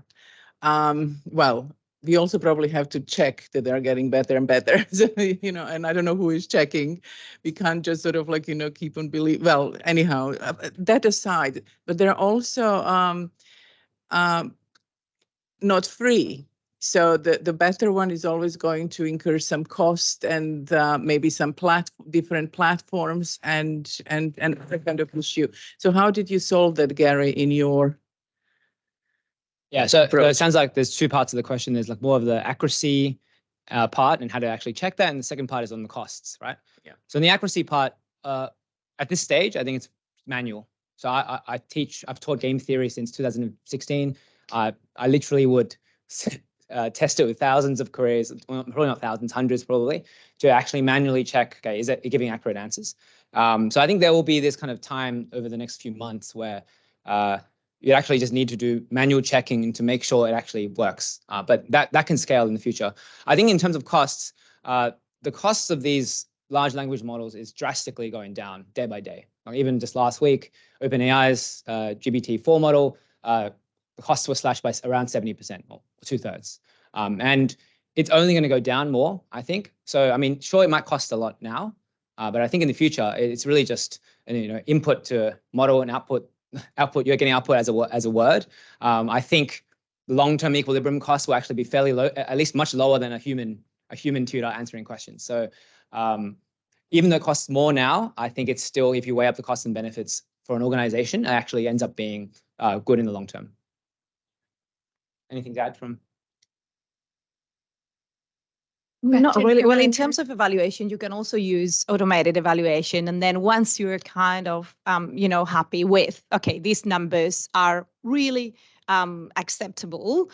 Still, of course, like if you're running that with your students, as Gary was saying, you want to just make sure that, you're getting right answers, but also same as we do with recommender system, was this information useful or not? Then every time, was this information accurate or not? Then you get, okay, thumbs up, thumbs down. And based on that, you keep refining things, so it's a process that never ends. It's not that you have to fine tune every time, but the more information you get from students, the more we train the model, of course, the better it's gonna get. So at some point that manual intervention is just gonna, pretty much disappear. So you still will need to keep an eye on it, but you're not gonna rely on it that much.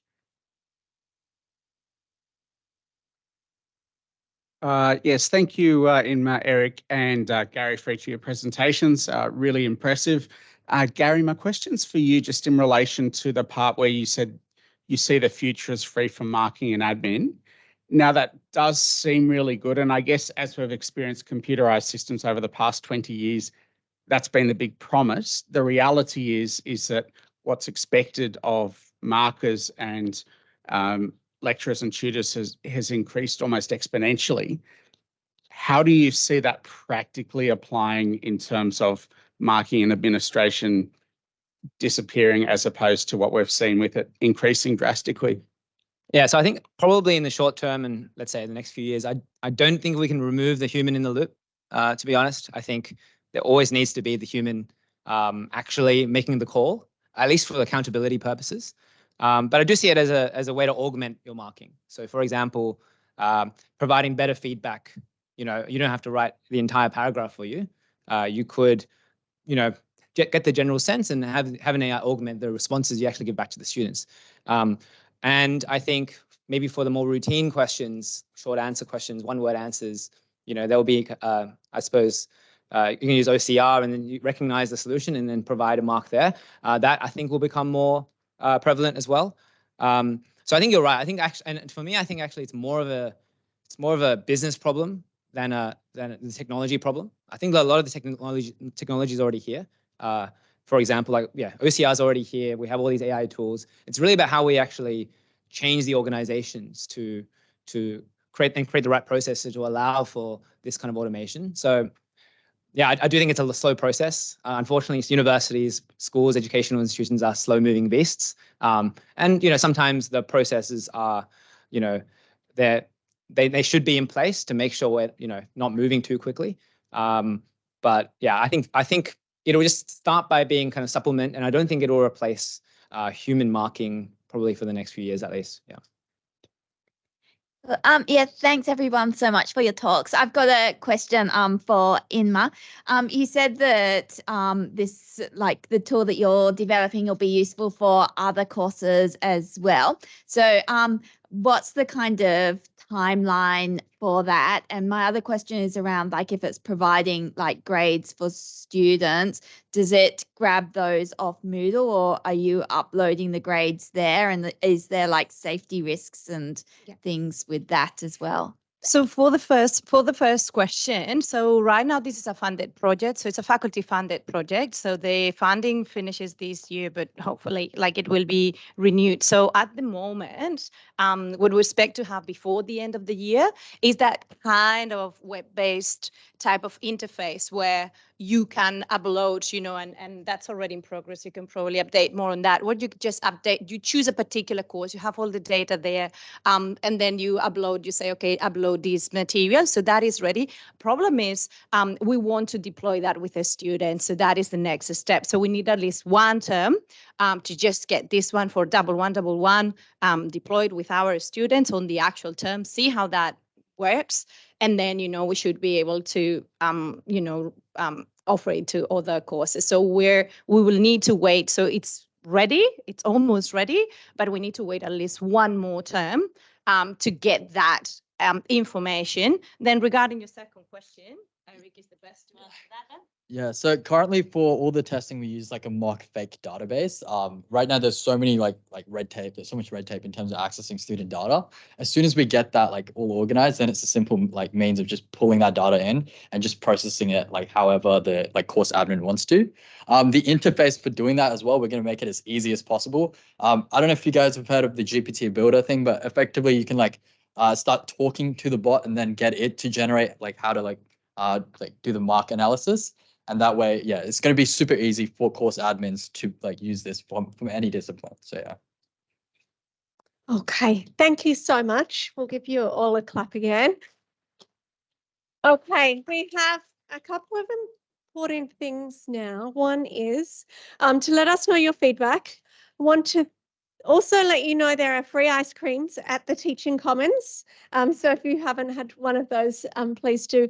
Thank you to all our speakers. We had between 40 and 80 people online the whole time. So it was really appreciated, as well as those in the room. Thank you to the science education team for all the support. So for Ethan and Stephen, for online, for Camille, Dipta, Neil, Agni, doing all the moderating and things like that. So that was great. Thank you, Alison, for your support too. And our student panel that Bianca organised, I think they were fantastic and we learned a lot for them. So very grateful for them also. That's it from us. I hope you've learned. We got there. Hope you learned about AI.